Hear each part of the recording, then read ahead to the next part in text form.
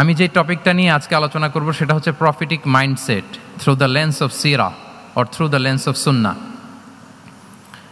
নববী মনস্তত্ত্ব সিরাতের আয়নায় রাসূল সাল্লাল্লাহু আলাইহি ওয়াসাল্লাম ওনার মাইন্ডসেট কেমন ছিল। মাইন্ডসেট শব্দটার সাথে আমরা মোটামুটি পরিচিত না, সবাইকে বলেন। আমি কিন্তু মাঝে মাঝে জিজ্ঞেস করব যদি আপনারা অনুমতি দেন, আর প্রশ্ন করার পরে যদি আপনারা উত্তর দেন তাহলে আমি বুঝবো যে খুব বুঝতেছেন আপনারা আমার আলোচনা, ধরতে পারতেছেন পয়েন্টগুলো। মাইন্ডসেট শব্দটার সাথে আমরা পরিচিত কিনা সবাই?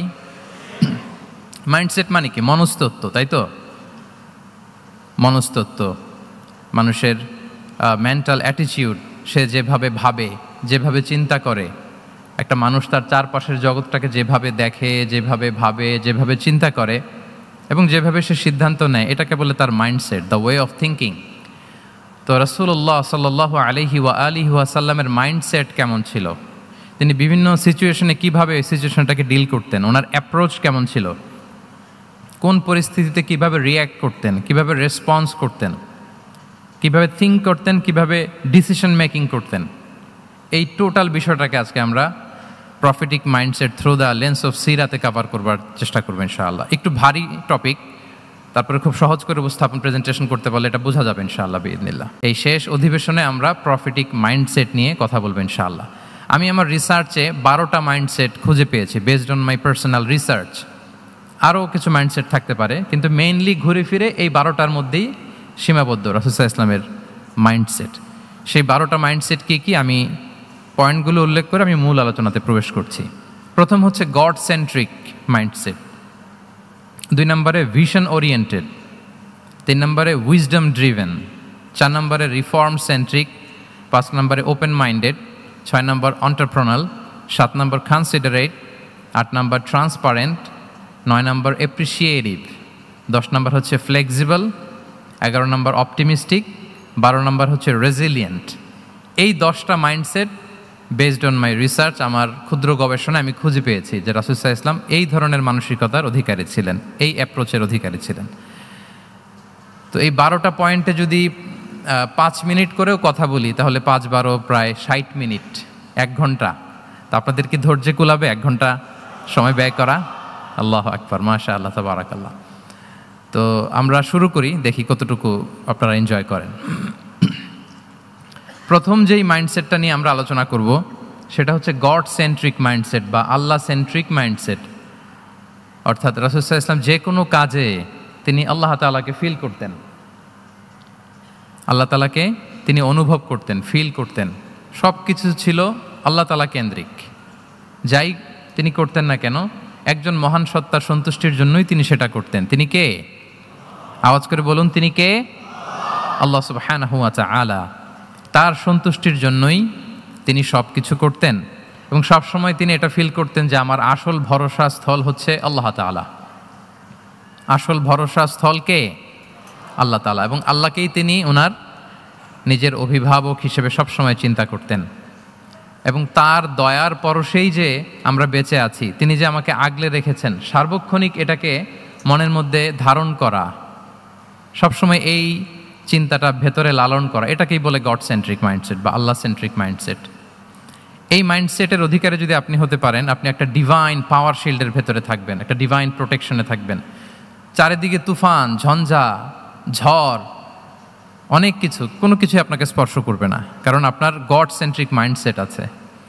একটা মহাশক্তিধর সত্তার সাথে আপনার সংযোগায়ন আছে, কানেক্টিভিটি আছে। সো প্রথম মাইন্ডসেটটা হচ্ছে গড সেন্ট্রিক মাইন্ডসেট। রাসূল সাল্লাল্লাহু আলাইহি ওয়াসাল্লাম সবসময় সব কিছু আল্লাহ তাআলার সন্তুষ্টির জন্য করতেন এবং তিনি ভাবতেন আমার কেউ না থাক, আল্লাহ আছে। যার কেউ নাই তার কে থাকে? বলুন তো সবাই, যার কেউ নাই তার কে আছে? আল্লাহ আছে। এটাই হচ্ছে গড সেন্ট্রিক মাইন্ডসেট। আসুন আমরা সিরাতের ভেতরে ঢুকে যাই। যেহেতু আমরা বলেছি থ্রু দ্য লেন্স অফ সিরা, সিরাতের পরতে পরতে, সুন্নার পরতে পরতে আমরা দেখব যে তিনি গড সেন্ট্রিক মাইন্ডসেটের অধিকারী ছিলেন কিনা। আল্লাহর হাবিব সাল্লাল্লাহু আলাইহি ওয়া আলিহি ওয়াসাল্লাম একবার একটা যুদ্ধ থেকে ফেরার পথে মরুভূমির মাঝখানে সেনাবাহিনীকে থামিয়ে বিশ্রামের ঘোষণা দিলেন যে তোমরা একটু বিশ্রাম নাও। তো উনি একটা গাছের নিচে বিশ্রামের জন্য গেলেন এবং সেখানে গাছের ডালে ওনার তলোয়ারটা ঝুলিয়ে রাখলেন, ঝুলিয়ে বিশ্রাম নিতে লাগলেন, ঘুমিয়ে পড়লেন। হঠাৎ এক বেদুইন এসে রাসূল সাল্লাল্লাহু আলাইহি ওয়াসাল্লামের এই কোষবদ্ধ তলোয়ারটা কোষমুক্ত করে এরকম হাতে নিল। রাসূল সাল্লাল্লাহু আলাইহি ওয়াসাল্লাম ঘুম থেকে জেগে উঠলেন। এবার বেদুইন বলতে আরম্ভ করলো, মাইয়ামনাউকা মিন্নি, এই মুহাম্মদ তোমাকে এবার কে বাঁচাবে বলো, এই তো আমার হাতে তলোয়ার, কে বাঁচাবে? সাথে সাথেই আল্লাহর হাবিব সাল্লাল্লাহু আলাইহি ওয়া সাল্লাম উনি উত্তরে বললেন আল্লাহ। উত্তরে কি বললেন? কোনো চিন্তা ভাবনা নাই যে ওরে আঘাত করা যায় কিনা পাল্টা, বা কোনোভাবে ওর কনফিডেন্স ডাউন করা যায় কিনা, এদিক সেদিক কারো সাপোর্ট চাওয়া যায় কিনা, কোনো দিকে না তাকিয়ে কি বললেন? আওয়াজ করে বলুন সবাই, কি বললেন? আল্লাহ। তাহলে এই যে this is the powerful example of god centric mindset. সবসময় তিনি আল্লাহ কেন্দ্রিক ছিলেন। সবসময় কি ছিলেন? আল্লাহ কেন্দ্রিক ছিলেন। এটাকে বলে গড সেন্ট্রিক মাইন্ডসেট। যে কোনো পরিস্থিতিতে তিনি আল্লাহ যে আমার সাথে আছেন এটা কল্পনা করতেন। এবং সুনানে আবু দাউদের একটি বর্ণনা এসেছে, রাসূল সাল্লাল্লাহু আলাইহি ওয়াসাল্লাম কানা নবী সাল্লাল্লাহু আলাইহি ওয়াসাল্লাম ইযা হাযাবাহু আমরুন সাল্লা, তাকে যখন কোনো জিনিস বিচলিত করত তিনি জায়নামাজের মুসল্লায় দাঁড়িয়ে যেতেন, সালাতের জন্য দাঁড়িয়ে যেতেন। বিপদে পড়লেই আল্লাহর কাছে সেটা সঁপে দিতেন, শেয়ার করতেন। আমরা বর্তমানে কোনো বিপদে পড়লেই কি করি? আগে কোথায় শেয়ার করি? ফেসবুকে। বলেন, আমার জীবনে কোনো দুর্ঘটনা কিছু হইলেই আমরা কোথায় শেয়ার করি? করেন আপনারা? ফেসবুকে শেয়ার করেন? আসলে করা উচিত কার সাথে? হ্যাঁ, আমার স্ত্রীর সাথে শেয়ার করার আগেও শেয়ার করব কার সাথে? আমার বন্ধুর সাথে শেয়ার করার আগেও শেয়ার করব কার সাথে? আল্লাহর সাথে। আমরা যদি হিজরতের ঘটনাটাকে একটু অ্যানালাইজ করি তাহলে দেখব যে গারে সাউরে যখন আল্লাহ রাসূল সাল্লাল্লাহু আলাইহি ওয়াসাল্লাম এবং আবু বকর রাদিয়াল্লাহু তাআলা আনহু ওনারা আশ্রয় নিয়েছিলেন রাত্রিবেলায়, কুরাইশরা যখন খুঁজতেছিল, আবু বকর রাদিয়াল্লাহু তাআলা আনহু বলেন যে কুরাইশদের পা দেখা যাচ্ছে, ওরা যে হেঁটে যাচ্ছে, একটু উকি মারলেই আমাদেরকে দেখা যায়। তিনি অত্যন্ত ভীত সন্ত্রস্ত, তটস্থ, নিজের জন্য নয়, রাসূল সাল্লাল্লাহু আলাইহি ওয়াসাল্লামের সেফটির জন্য। রাসূল সাল্লাল্লাহু আলাইহি ওয়াসাল্লাম আবু বকর রাদিয়াল্লাহু তাআলা আনহুকে বলেন যে আবু বকর চিন্তা করো না, লা তাহসান ইন্নাল্লাহা মা'ানা, আবু বকর চিন্তা করো না, আল্লাহ আমাদের সাথে আছেন। সুবহানাল্লাহ। আমাদের সাথে কে আছেন? আল্লাহ আমাদের সাথে আছেন। এটা হচ্ছে গড সেন্ট্রিক মাইন্ডসেটের উদাহরণ।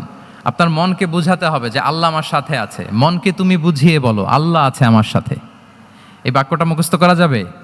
মনকে তুমি বুঝিয়ে বলো আল্লাহ আছেন আমার সাথে। আপনার পুরো জীবনের সব কাজের সাথে যদি এই বাক্যটাকে মিলিয়ে ফেলতে পারেন দেখবেন যে কোনো কিছুই আপনার ক্ষতি করতে পারতেছে না। এটাকে বলে গড সেন্ট্রিক মাইন্ডসেট।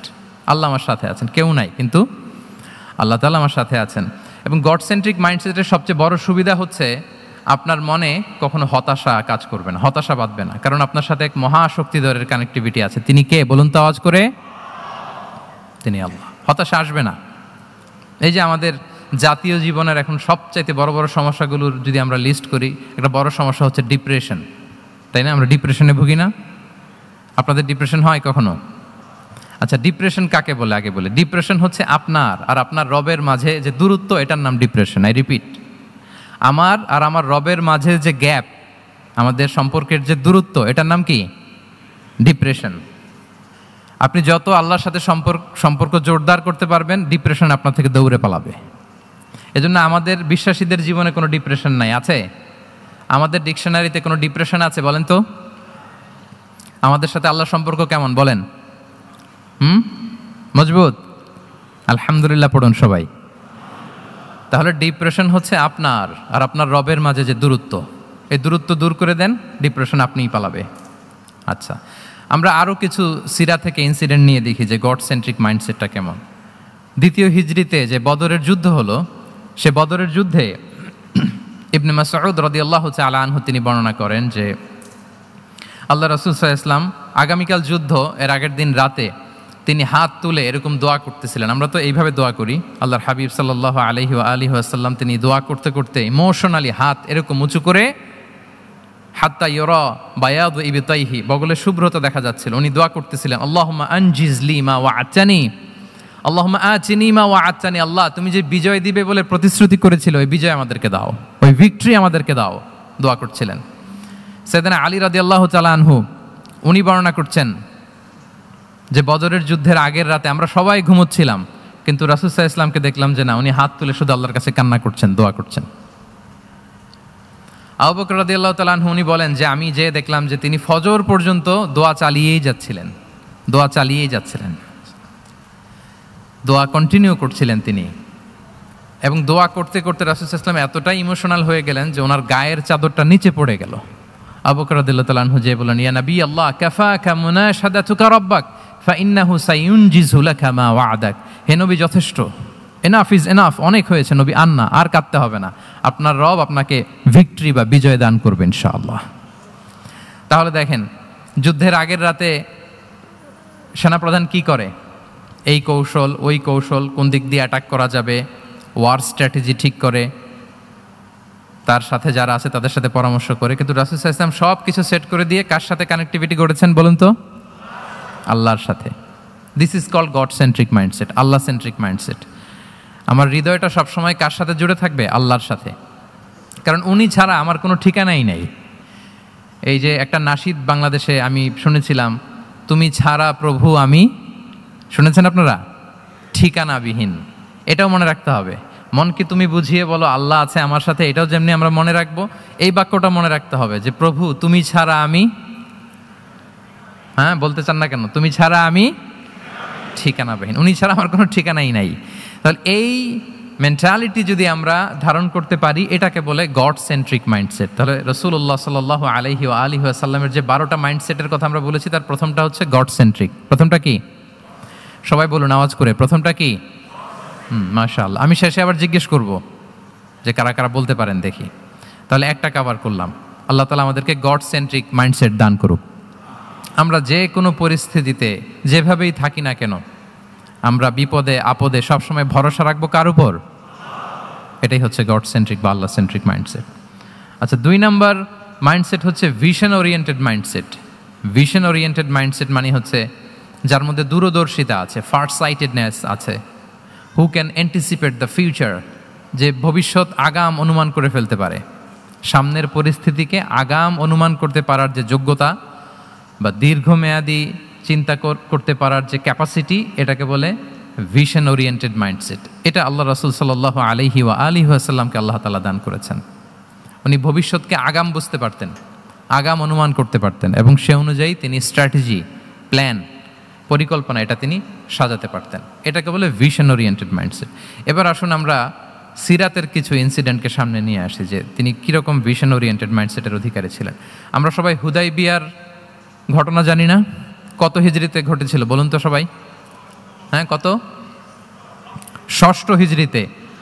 লাকাদ সাদাকাল্লাহু রাসূলাহুর রুইয়া বিল হক লাতাদখুলুন্নাল মাসজিদাল হারামা ইনশাআল্লাহু আমিনিন। রাসূল সাল্লাল্লাহু আলাইহি ওয়াসাল্লাম 6 হিজরিতে মদিনায় স্বপ্নে দেখলেন যে তিনি উমরা করতে যাচ্ছেন। তো নবীদের স্বপ্ন এটা কেবল স্বপ্ন নয়, এটা আল্লাহর পক্ষ থেকে ওয়াহি, রেভেলেশন, ওয়াহি। তো সেই হিসেবে তিনি 1400 সাহাবা নিয়ে উমরা করতে চলে গেলেন মক্কায়, কিন্তু মক্কাবাসী ঢুকতে দিল না, থামিয়ে দেয়া হলো। তো তখন একটা চুক্তি হয়েছিল, ভাইজান mobile should be in pocket. এই যে আপনি বলেছিলাম যে অডিয়েন্সে আমরা কেউ ভিডিও ধারণ করব না ইনশাআল্লাহ, আপনারা কথা দিয়েছিলেন আমরা 1-to-1 brain to brain connection করব, ভিডিও করবেন না প্লিজ।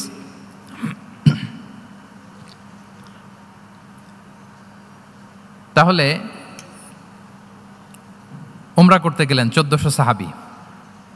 1400 সাহাবী যখন উমরা করতে গেলেন, উমরা করতে দেয়া হলো না। তখন একটা চুক্তি করা হলো। ওই চুক্তিতে বলা হলো, রাসূল সাল্লাল্লাহু আলাইহি ওয়াসাল্লাম লিখতে বললেন যে লিখো মিন মুহাম্মদ রাসূলুল্লাহ, আল্লাহর রাসূল মুহাম্মদের পক্ষ থেকে কুরাইশদের সাথে এই চুক্তি। কুরাইশরা আপত্তি করলো যে না, শুধু মুহাম্মদ লেখা যাবে, রাসূলুল্লাহ লেখা যাবে না। কারণ তুমি যে রাসূলুল্লাহ, আল্লাহর রাসূল, এটা যদি আমরা মেনে নেই তাহলে তোমার সাথে আর আমাদের দ্বন্দ্ব কিসের, আমরা তো ভাই ভাই হয়ে গেলাম, রাসূলুল্লাহ কাটো। সাহাবারা কেউ রাজি হয় না, বিশেষ করে ওমরে ফারুক রাদিয়াল্লাহু তাআলা উনি রাজি হয় না, না না এটা কাটা যাবে না। রাসূল সাল্লাল্লাহু আলাইহি ওয়াসাল্লাম অনেক বলে কয়ে বুঝালেন যে না, দীর্ঘমেয়াদী চিন্তা করতে গেলে আমাদের এখন একটা শান্তি চুক্তির দরকার আছে, যাতে করে আমরা আমাদের গ্লোবাল নেভিগেশন সিস্টেম, দাওয়া সিস্টেমকে আরও স্ট্রং করতে পারি। অনেক বলে কয়ে রাসূলুল্লাহ কাটা হলো। এরপর তারা বলে চুক্তিতে লিখো যে এই বছর উমরা করতে দেয়া হবে না, এই বছর ফিরে যাবেন আপনারা সবাই। এটাও সাহাবারা রাজি হয় না, আল্লাহ রাসূল সাল্লাল্লাহু আলাইহি ওয়াসাল্লাম রাজি হলেন। আবার আরেকটা ক্লোজে লেখা হলো যে আগামী বছর আসলেও 3 দিনের বেশি থাকা যাবে না, সেটাও রাজি হয়ে গেল, রাসূল সাল্লাল্লাহু আলাইহি ওয়াসাল্লাম, সাহাবারা রাজি হচ্ছেন না। এরপর মক্কা থেকে কোনো লোক মদিনায় গেলে মদিনাবাসী তাকে রাখতে পারবে না, ফেরত দিতে হবে। কিন্তু মদিনা থেকে কোনো লোক মক্কায় আসলে মক্কাবাসী তাকে ফেরত দিতে বাধ্য থাকবে না। দেখেন, একটার পর একটা মুসলমানদের বিরুদ্ধে সব ক্লোজ যাচ্ছে। কোনো সাহাবীরাই রাজি হচ্ছেন না, কিন্তু আল্লাহ রাসূল সাল্লাল্লাহু আলাইহি ওয়া আলিহি ওয়াসাল্লাম তিনি বললেন যে না, লিখো লিখো। উমর ফারুক রাদিয়াল্লাহু তাআলা আনহু এতটাই রাগান্বিত হলেন, তিনি প্রশ্ন করলেন, ইয়া রাসূলুল্লাহ, আলাইসা আনতা নাবিয়্যুন হক?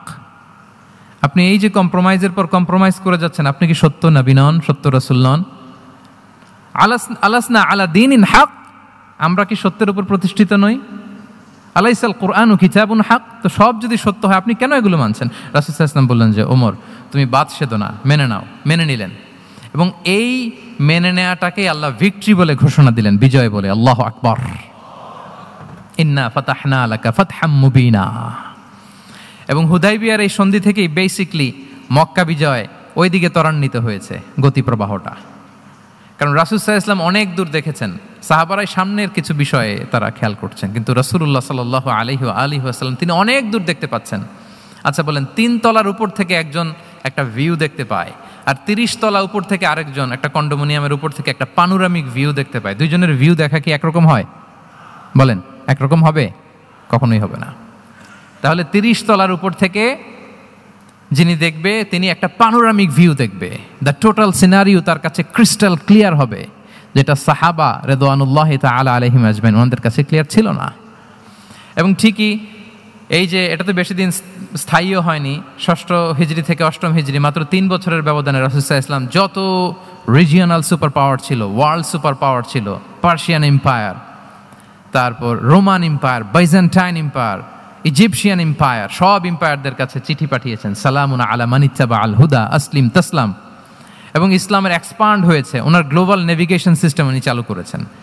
এর কারণ কি? উনি ছিলেন ভিশন ওরিয়েন্টেড মাইন্ডসেটের অধিকারী, দূরদর্শী, অনেক দূর দেখতে পেতেন, অনেক দূর তিনি দেখতে পেতেন, দীর্ঘমেয়াদী তিনি পরিকল্পনা করতে পারতেন।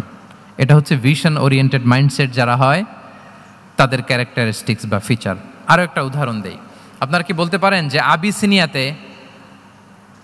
আবিসিনিয়াতে নবুয়তি কত সালে সাহাবারা হিজরতে গিয়েছিল বলতে পারবেন কেউ? হ্যাঁ, নবুয়তি কত সালে? 5ম সালে। হ্যাঁ, নবুয়তি 5ম বছর ওনারা আবিসিনিয়াতে, বর্তমানে যেটা ইথিওপিয়া বা ইরিত্রিয়া, সেখানে সাহাবারা হিজরতে গিয়েছিলেন। এবং আবিসিনিয়াতে এই যে হিজরতে গেল, তারা সবাই মিলে ফিরে এসেছিল মদিনায় কবে? এটা কি কেউ জানেন? যদি কেউ জানেন হাত তুলে আওয়াজ করে একটু বলতে হবে, একটু ইন্টারেক্টিভ সেশন হোক দেখি। আবিসিনিয়ায় যারা হিজরতে গিয়েছিলেন সব শেষে দল বল সহ সবাই পার্মানেন্টলি মদিনায় শিফট করেছেন কবে? জি,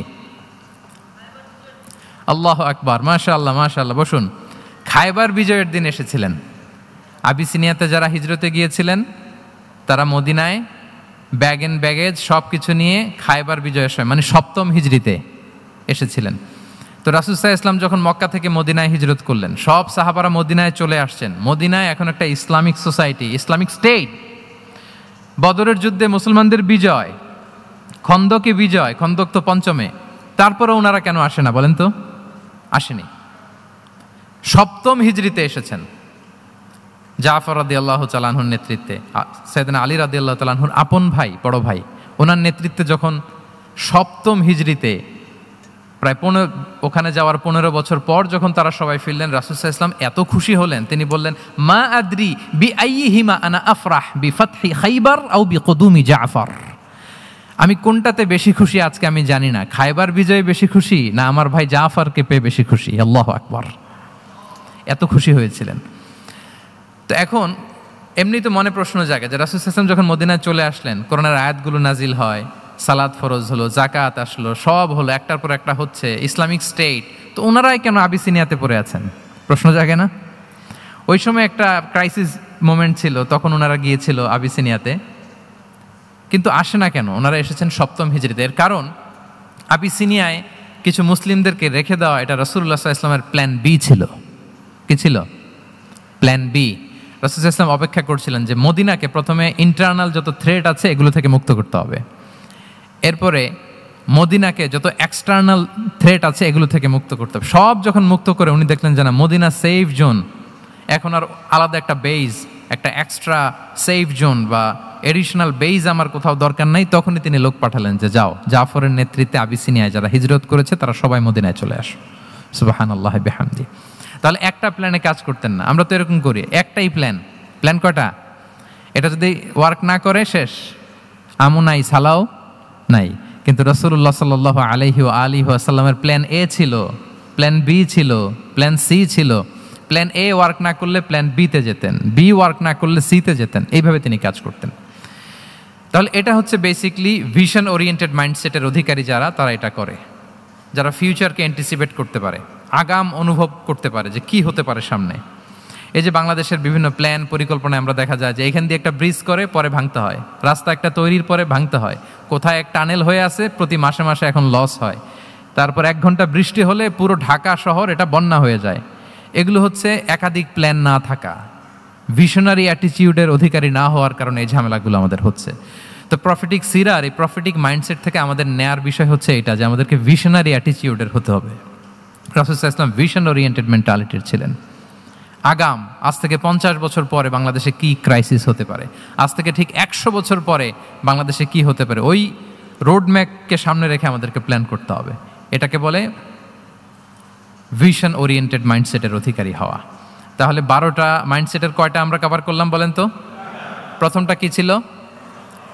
গড সেন্ট্রিক বা আল্লাহ সেন্ট্রিক। দ্বিতীয়টা ভিশন ওরিয়েন্টেড মাইন্ডসেট। 3 নাম্বার হচ্ছে উইজডম ড্রিভেন মাইন্ডসেট। উইজডম মানে হচ্ছে প্রজ্ঞা। প্রজ্ঞা কি? জ্ঞান আর কমন সেন্স দুইটা একসাথে হইলে ওইটারে প্রজ্ঞা বলে।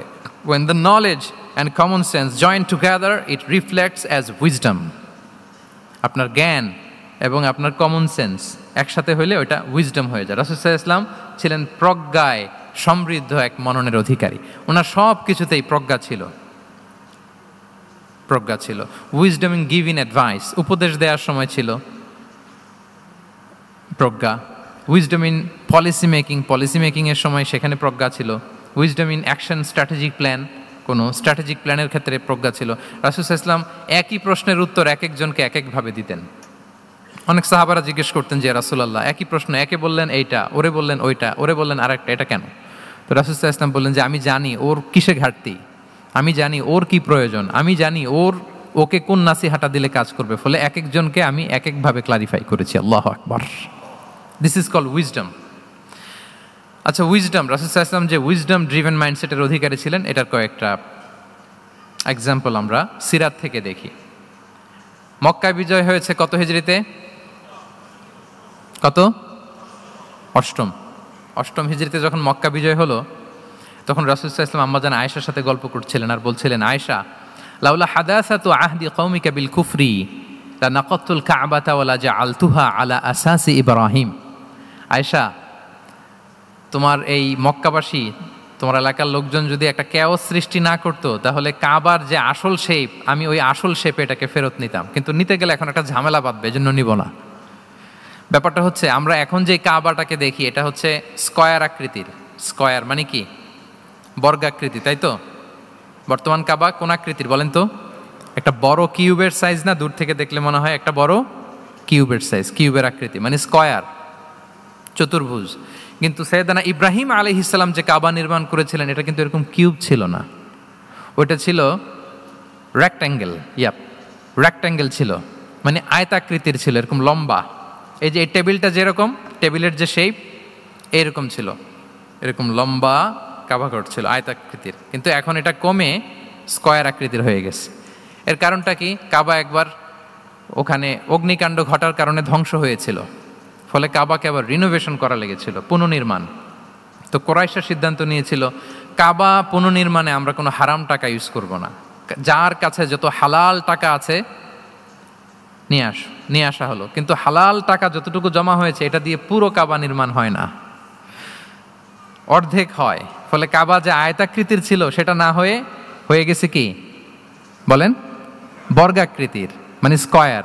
ওই স্কয়ার কাবাই আজ পর্যন্ত রয়ে গেছে। কিন্তু ওই যে আয়তক্ষেত্রের যে শেপের মধ্যে যতটুকু জায়গা বাকি ছিল, ওইখানে দেখবেন একটা ক্রিসেন্টের মতো আছে, হেজরে ইসমাইল, হাতিমে কাবা বলে। ওইটার ভিতরে নামাজ পড়া আর কাবার ভিতরে নামাজ পড়া একই হুকুম, ওইটার ভিতরে নামাজ পড়া আর কাবার ভিতরে নামাজ পড়ার কি একই হুকুম। ফলে ওই হাতিমের ভেতরে ফরজ সালাত আদায় হয় না, নফল সুন্নাত পড়া যায়। এমনকি কাবার ভেতরেও ফরজ সালাত আদায় করলে আদায় হবে না, কারণ নামাজের ফরজের মধ্যে একটা ফরজ হচ্ছে ইলা জিহাতিল কাবা, টু দ্য ডাইরেকশন অফ কেবলা। আপনার কেবলা মুখী হইতে হবে না, আপনি তো কাবার ভিতরে ঢুকে গেছেন, এখন কাবা কোন দিকে? কাবা তো নাই, বের হইতে হবে, বের হয়ে কাবামুখী হলে সালাত হবে। I think you got the point. তো তাহলে রাসূল সাল্লাল্লাহু আলাইহি ওয়াসাল্লামের উইজডম বা প্রজ্ঞাটা এখানে দেখেন। আম্মাজান আয়েশা রাদিয়াল্লাহু তাআলা আনহাকে উনি বললেন যে, আয়েশা, মক্কা তো বিজয় হলো, মক্কার কন্ট্রোল তো এখন আমার হাতে, চাইলে আমি কাবাকে ভেঙে সেই ইব্রাহিম আলাইহিস সালামের যে বেইজ ওরকম লম্বা করে শেপ দিতে পারি, কিন্তু দিব না, কেননা দিলে মক্কা একটা ক্যাওস হতে পারে। কি হতে পারে?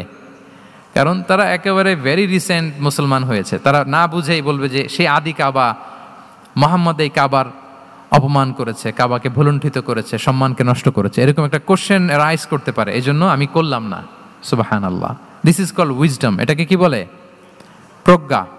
এটাকে প্রজ্ঞা বলে। তাহলে আপনার জ্ঞান এবং আপনার কমন সেন্স দুইটা যখন কানেক্ট করে তখন সেটা প্রজ্ঞা হয়।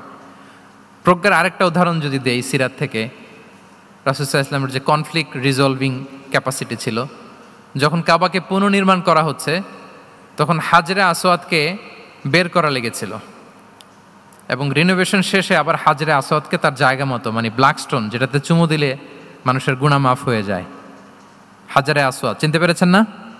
চুমু দিতে পেরেছেন আপনারা? হ্যাঁ, ওরে আল্লাহ, অনেকে দিয়েছে, তো আমি দিতে পারি না এখনো। ওখানে যে ভিড় থাকে, ওই ধাক্কা ধাক্কি করে মনে হয় যে না, হজ বা উমরার যে মূল অ্যাসেন্স বা স্পিরিট ওইটা বোধহয় নষ্ট হয়ে যায়। এই জন্য অনেকবার ট্রাই করেও, এবার আমার সাথে একটা 8 জনের গ্রুপ ছিল, খুব নাদুস নুদুস লম্বা চূড়া, তো বলতেছে শায়েক আপনার কোনো টেনশন করা লাগবে না, আসেন। তো ওরা যে যেরকম ধাক্কা ধাক্কি শুরু করছে ওইটা দেখি আমার আর সাহস হয় নাই। বলছে যে ভাই, আমি মাফও চাই, দোয়াও চাই, আমার করা লাগবে না, ওই দূর থেকে ইশারা দিলেই হবে। তো এটা অনেকে ভুল করে ফেলে। অনেক বোনেরা যাদের জন্য হেজাব নিকাব মেনটেন করা হচ্ছে ফার্জ, পর্দার কোনো বালাই নাই, পুরুষের সাথে ধাক্কা ধাক্কি করে তার শরীর মিশে যাচ্ছে, গা মিশে যাচ্ছে, ধাক্কা ধাক্কি করে একটা সুন্নতের জন্য ফরজকে স্যাক্রিফাইস করে ফেলতেছে। মানে ফোকাস ঠিক নাই আর কি, কোথায় যে কোনটা করতে হবে ওইটাই ভুলে গেছে। তো এই হাজরে আসাদ পাথরকে আবার জায়গা মতো রাখতে হবে। এখন কে রাখবে এই নিয়ে মারামারি মক্কায়। বড় বড় 4টা গোত্র বলে, এই গোত্র বলে আমি রাখবো, এই গোত্র বলে আমি রাখবো, আরেক গোত্র বলে রক্তের গঙ্গা বইয়ে দেব মক্কায়, কিন্তু এই সম্মান অন্যকে নিতে দিব না, কারণ ইটস ভেরি প্রেস্টিজিয়াস ইস্যু। যে আমাদের গোত্র এই ব্ল্যাক স্টোন হাজরে আসওয়াদকে নিয়ে জায়গা মতো রেখেছে, এটা কাউকে দিব না। তো সবাই যখন মারমুখী, তখন আল্লাহ রাসূল সাল্লাল্লাহু আলাইহি ওয়া আলিহি ওয়াসাল্লাম তিনি সমাধান দিলেন যে মারামারির দরকার নাই, একটা চাদর নিয়ে আসো। নিয়ে আসা হলো। 4 গোত্রের 4 লিডারকে বললেন চাদরের 4 কোণা ধরো। 4 জন 4 কোণা ধরলো। রাসূল সাল্লাল্লাহু আলাইহি ওয়াসাল্লাম তিনি পাথরটা নিয়ে মাঝখানে রাখলেন। এবার 4 নেতাকে বললো আসো, জাতীয় 4 নেতা চলে আসো, কাবার সামনে চলে আসলো। এরপরে আল্লাহ রাসূল সাল্লাল্লাহু আলাইহি ওয়াসাল্লাম ওনার মোবারক হাত দিয়ে, বরকতময় হাত দিয়ে হাজরা আসওয়াদকে নিয়ে নিজ হাতে রাখলেন। এবার সবাই হ্যাপি, কারণ অংশগ্রহণ করতে পারছে। আসলে মূল স্ট্যাটাস কিন্তু চলে গেছে রাসূলের দিকে, নাকি? ওরা তো এটা টাচও করতে পারে নাই, পারছে? ওরা চাদর ধরেই হ্যাপি, কিন্তু পাথরটা ধরেছিল কে? রাসূল সাল্লাল্লাহু আলাইহি ওয়াসাল্লাম। চাদরে রেখেছিল কে?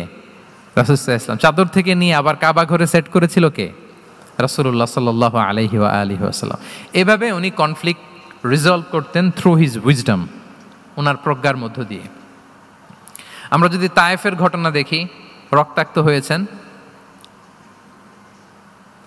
পাহাড়রক্ষী ফেরেশতারা এসে বলেছে রাসূলুল্লাহ জাস্ট অর্ডার করেন, আমরা কলাপস করবো এমনভাবে the entire Taif city will be collapsed, একেবারে স্ম্যাশ করে দিব, পাউডার হয়ে যাবে।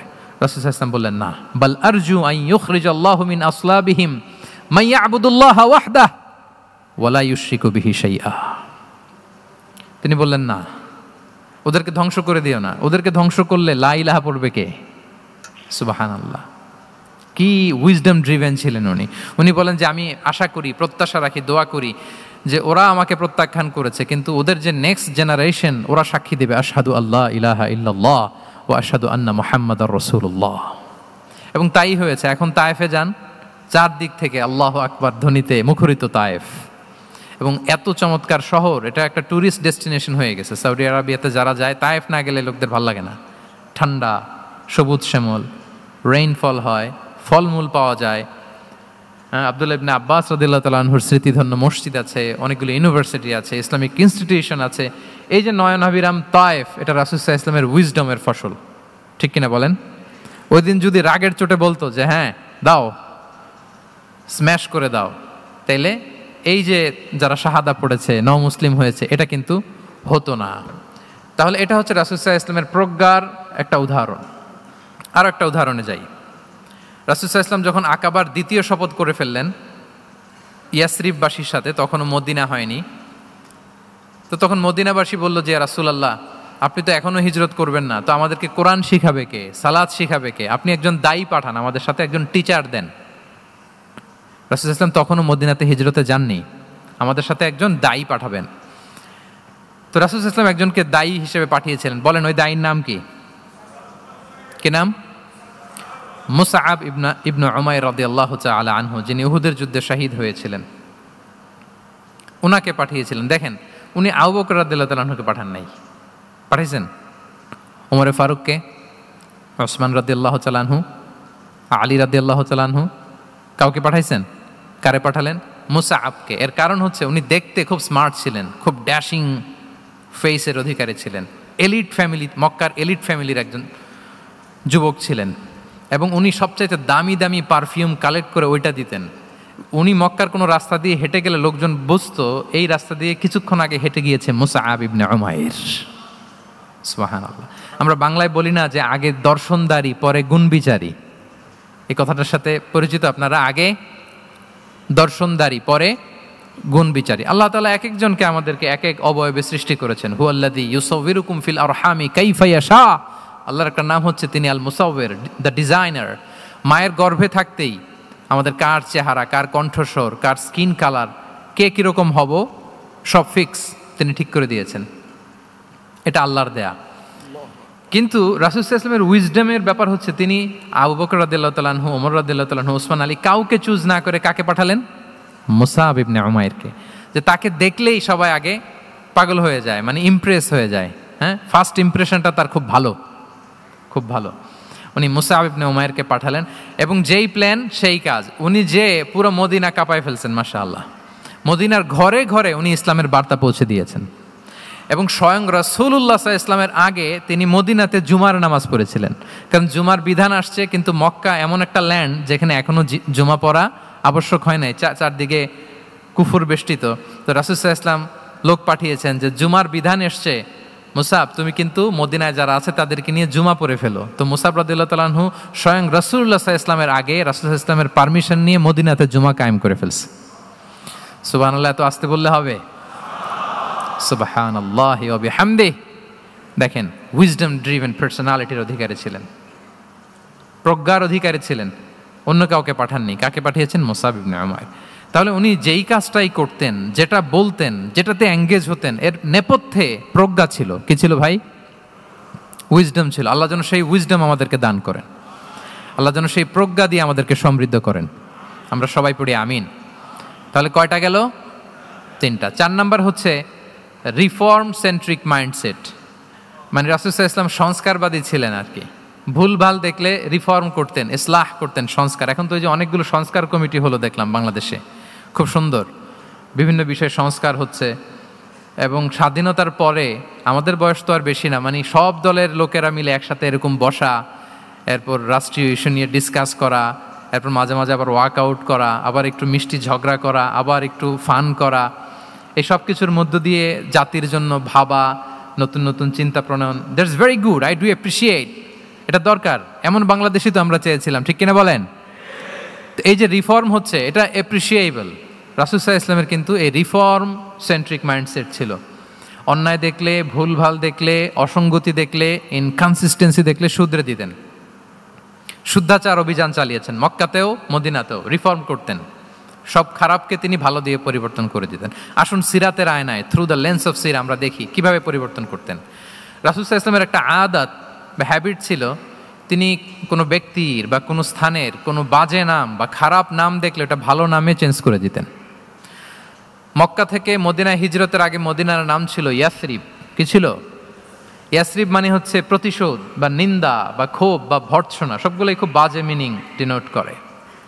রাসূল ইসলাম বললেন, আমি যেই শহরে হিজরত করব এই শহরের নাম ক্ষোভ, এই শহরের নাম হিংসা, এটা হইতে পারে বলেন? রাহমাতাল লিল আলামিন, হ্যাঁ, mercy and peace for the entire universe করে যাকে আল্লাহ পাঠিয়েছেন, উনি যেই শহরে থাকবেন ওই শহরের নাম প্রতিশোধের শহর, এটা হবে? উনি শহরের নাম চেঞ্জ করে দিলেন। উনি শহরের নাম দিলেন মদিনাতুন নবী। কি দিলেন? মদিনাতুন নবী, অথবা তবা তয়্যিবা, চেঞ্জ করে দিলেন, পরিবর্তন করে দিলেন। এক এলাকায় যে বিষ্ণু ইসলাম দেখলেন যে গাছপালা হয় না, উনি বললেন মাসমু হাযিহিল আরদ, এই জায়গার নাম কি? সবাই বলে ইসমুহা গাদেরা। গাদেরা মানে হচ্ছে মাকান লা নাবাতা ফিহি ওয়ালা শাজার, এমন জায়গা যেখানে ঘাস লতাপাতা কিছুই জন্মায় না। রাসূল সাল্লাল্লাহু আলাইহি ওয়াসাল্লাম বললেন, এই জন্যই তো ঘাস জন্মায় না, নাম তো রাখছো খুব বাজে একটা নাম। রাসূল সাল্লাল্লাহু আলাইহি ওয়াসাল্লাম বললেন, আজ থেকে এলাকার নাম গাদেরা নয়, এলাকার নাম আজকে থেকে খাদেরা। কি নাম? খাদেরা মানে কি বলেন? সবুজ, গ্রিন, এভারগ্রিন, সবুজ শ্যামল। এবং রাসূল সাল্লাল্লাহু আলাইহি ওয়াসাল্লাম যখন গ্রিন ল্যান্ড নাম দিয়ে দিলেন, এরপর থেকে সবুজ শ্যামল করে আল্লাহ জায়গাটাকে বরকতময় করে দিলেন। Changing names. এক সুন্দরী নারীকে বললেন মাসমুকি, কি নাম? বলে আসিয়া। আসিয়া মানে অবাধ্য।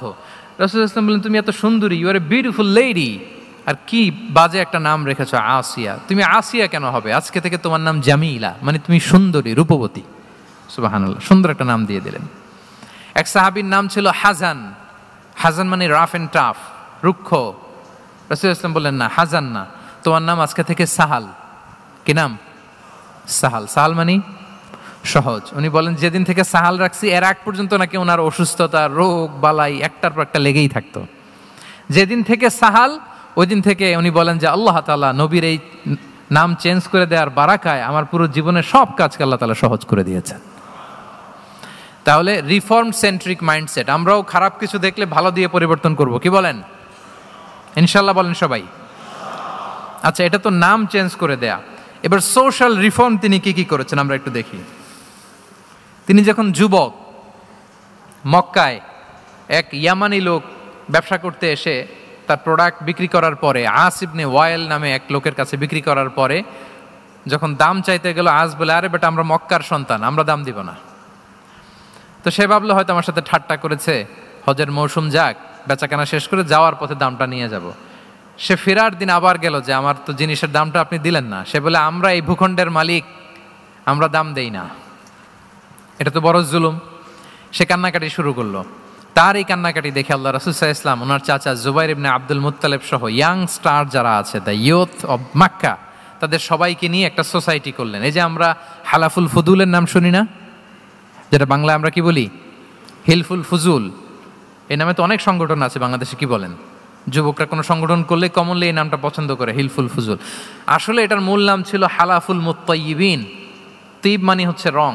রাসূল সাল্লাল্লাহু আলাইহি ওয়াসাল্লাম সবাই মিলে, তখন জাহিলি যুগে একটা কালচার ছিল, বালতি ভর্তি রঙের ভেতরে হাত ঢুকিয়ে দিত, দিয়ে এই রং সমেত হাতটা তারা পাথরের মধ্যে লাগাতো, সবার হাত ওইখানে দিত। মানে আমরা হাতে হাত রেখে কমিটেড, আমরা ঐক্যবদ্ধ হলাম।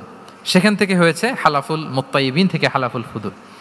ওনারা বলল যে না, আমরা সবাই থাকবো মাআল মাজলুমি দিদ্দা যালিম, আমরা মজলুমের পক্ষে থাকবো, জালিমের বিপক্ষে থাকবো।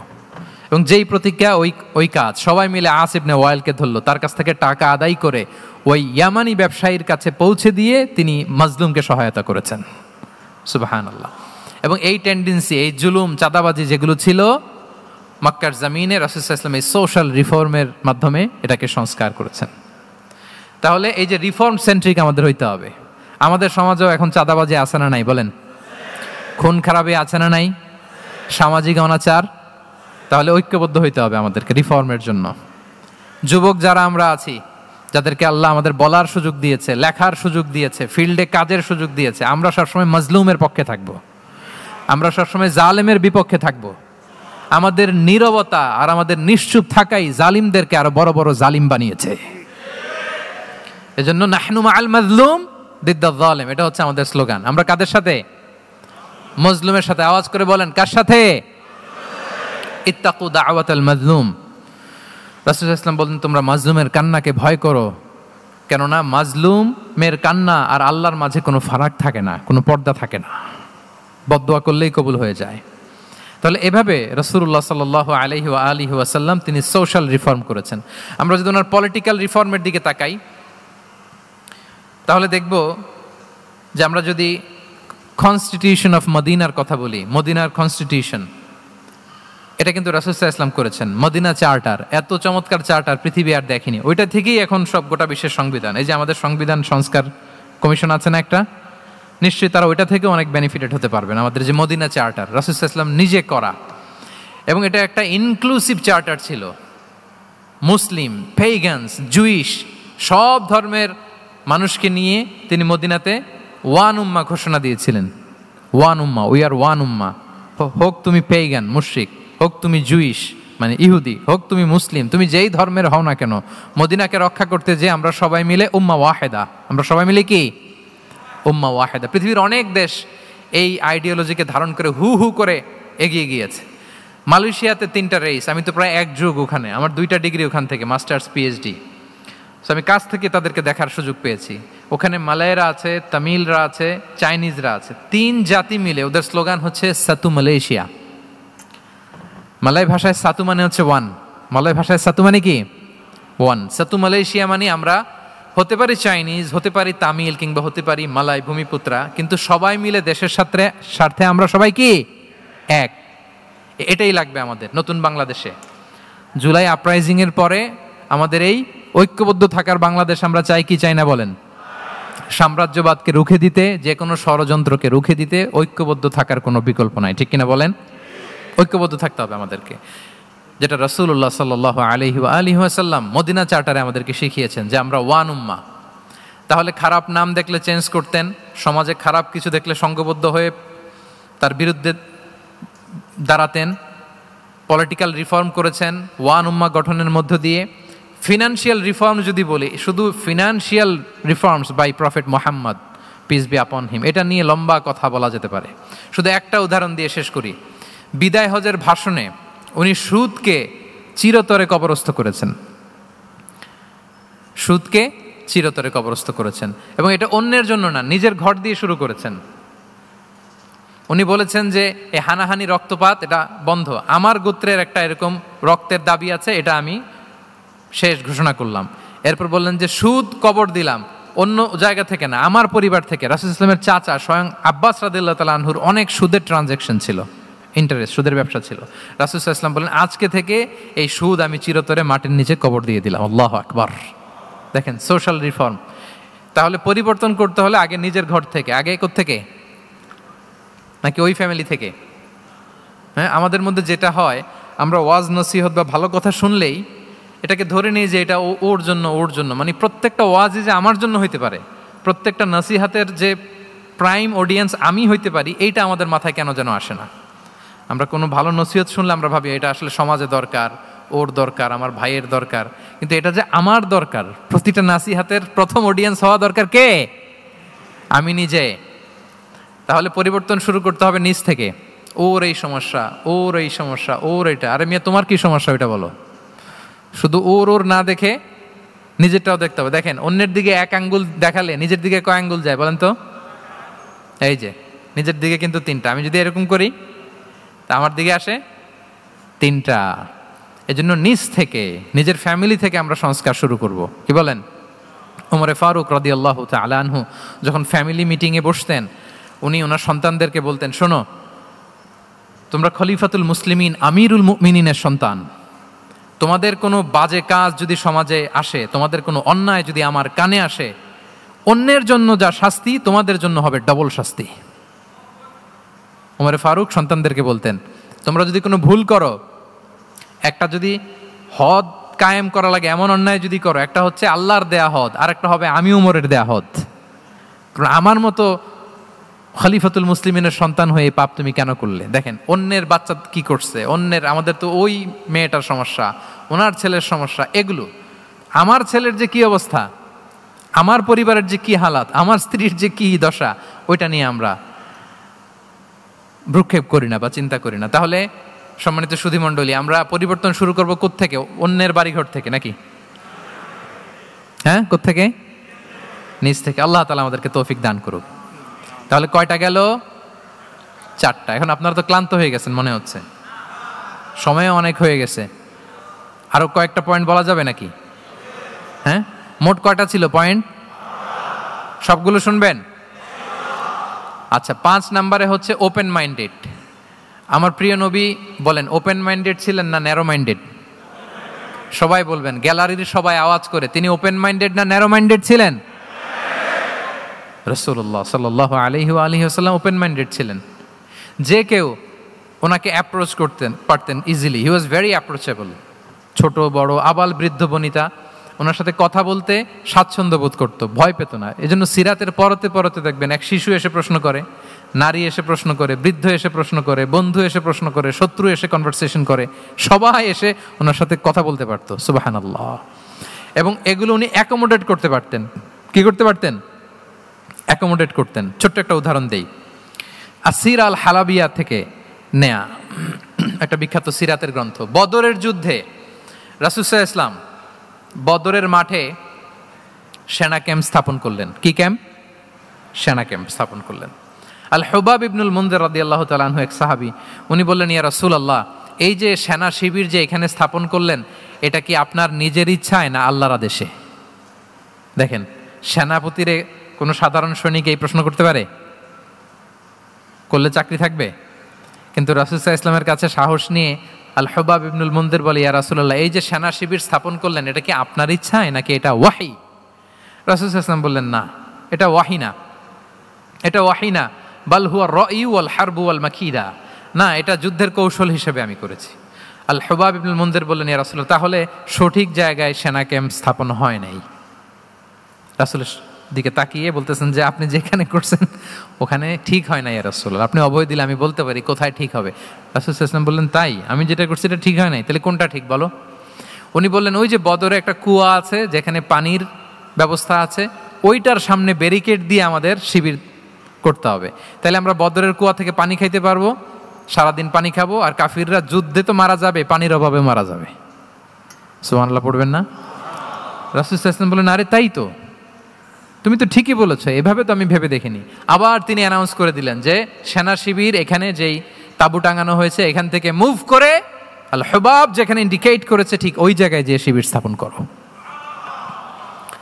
তাহলে আওয়াজ করে বলুন, ওপেন মাইন্ডেড না ন্যারো মাইন্ডেড? আমরা অনেক সময় আমাদের অধীনস্থদের কথা শুনতে চাই না। অনেক সময় অধীনস্থদের মাথা থেকেও দারুণ দারুণ দুর্দান্ত আইডিয়া চলে আসতে পারে। ইগনোর করবেন না সব সময়, আপনি দেখবেন যে তার কাছ থেকে ভালো আইডিয়া এসছে কিনা। তাহলে রাসূল সাল্লাল্লাহু আলাইহি ওয়াসাল্লাম এটাকে ইগনোর না করে অ্যাকোমোডেট করলেন। সুবহানাল্লাহ।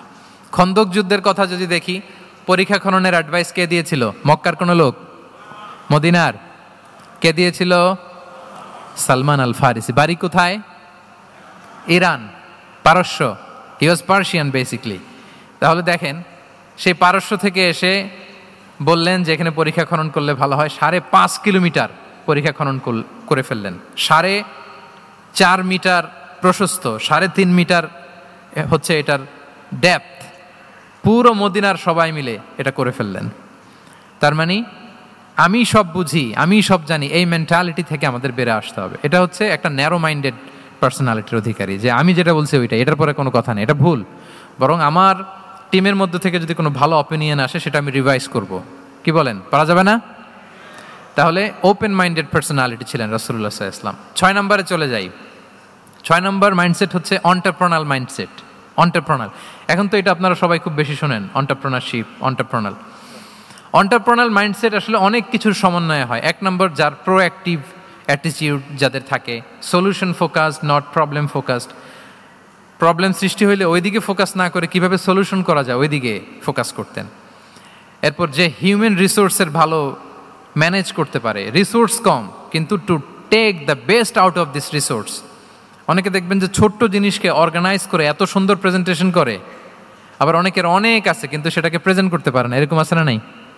রাসূল সাল্লাল্লাহু আলাইহি ওয়াসাল্লাম অল্প রিসোর্স দিয়ে অনেক বড় কিছু অ্যারেঞ্জ করতে পারতেন। সুবহানাল্লাহ। এবং he was a very good talent hunter. রাসূল সাল্লাল্লাহু আলাইহি ওয়াসাল্লাম একজন চৌকস ট্যালেন্ট হান্টার ছিলেন। He was a very good observer. সাহাবীদের কার কি ট্যালেন্ট এটা তিনি নোট করতেন। যার যে দক্ষতা, তাকে তার ওই দক্ষতা দিয়ে ইসলামের সেবা করতে উৎসাহ দিতেন। যখনই কোনো প্রতিভাবান সাহাবীকে তিনি দেখেছেন, তিনি ইসলামের জন্য সেই প্রতিভাকে কাজে লাগানোর চেষ্টা করেছেন। একজনকে দিয়ে সবটা করেননি। আমাদের সমাজে এই একটা ভুল ধারণা আছে, আমরা অনেকে একজনের কাছ থেকে সব কামনা করি। একজন সব করতে পারে না, পারে? যারা পারেও কোনোটাই ভালোভাবে পারে না, সব পারে একটু একটু পারে। তো রাসূল সাল্লাল্লাহু আলাইহি ওয়াসাল্লাম ট্যালেন্ট হান্টার ছিলেন, যার যেখানে ট্যালেন্ট তাকে ওই কাজে লাগাতেন। বলেন তো খালিদ বিন ওয়ালিদ রাদিয়াল্লাহু তাআলা আনহুকে আল্লাহ রাসূল সাল্লাল্লাহু আলাইহি ওয়াসাল্লাম কি কাজে লাগিয়েছিলেন? অনেক পরে ইসলাম ধর্ম গ্রহণ করেছেন, কিন্তু যুদ্ধের অভিযানে পাঠিয়েছেন এবং পরবর্তীতে তিনি সেনাপ্রধান হয়েছিলেন মুসলিম ব্যাটালিয়নের।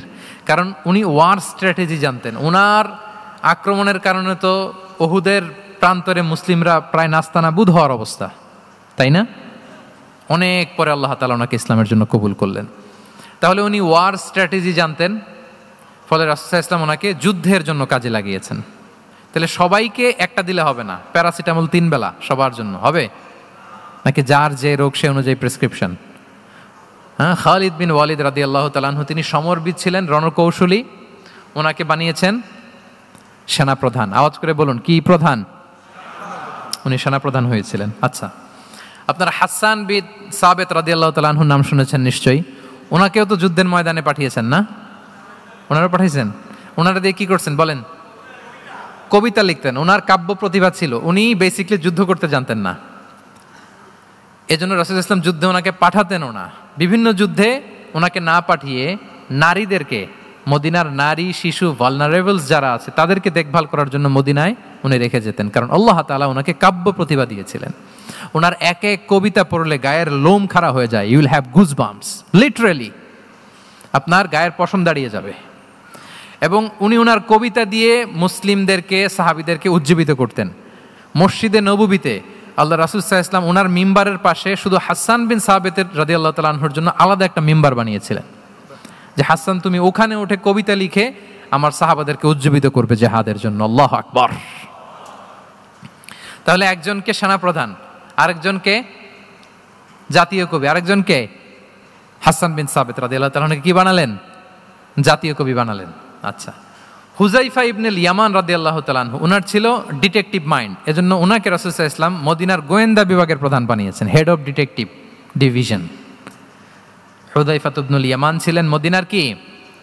হেড অফ ইন্টেলিজেন্স, গোয়েন্দা বিভাগের প্রধান। মুআয ইবনে জাবাল রাদিয়াল্লাহু তাআলা আনহু প্রশাসনিক কাজ খুব ভালো বুঝতেন। মদিনার সবচাইতে বড় সিনিয়র আমলা ছিলেন মদিনা রাষ্ট্রের। মদিনা রাষ্ট্রের সবচাইতে সিনিয়র আমলা মুআয ইবনে জাবাল রাদিয়াল্লাহু তাআলা আনহুকে রাসূল সাল্লাল্লাহু আলাইহি ওয়াসাল্লাম কবিতা লেখার দায়িত্বও দেন নাই, গোয়েন্দাগিরি করতে দেন নাই, ওনাকে ইয়ামানের গভর্নর করে পাঠিয়েছেন। সুবহানাল্লাহ বিহামদি। তাহলে যার যে যোগ্যতা তাকে সেই জায়গায় কাজে লাগানো, এটাকে বলে এন্টারপ্রেনাল মাইন্ডসেট। এটাকে কি বলে? এন্টারপ্রেনাল মাইন্ডসেট। আল্লাহ হাবিব সাল্লাল্লাহু আলাইহি ওয়াসাল্লামের এই মাইন্ডসেট ছিল। 7 নম্বরে হচ্ছে কনসিডারেট। 7 নম্বরে কি? কনসিডারেট। আমি খুব দ্রুত শেষ করে যাব ইনশাআল্লাহ। আপনারা বোরিং হচ্ছেন না তো? ক্লান্ত হচ্ছেন কারা কারা দেখি হাত তোলেন। আচ্ছা, তাহলে একটা তাকবীর পড়ুন আওয়াজ করে, আল্লাহু আকবার।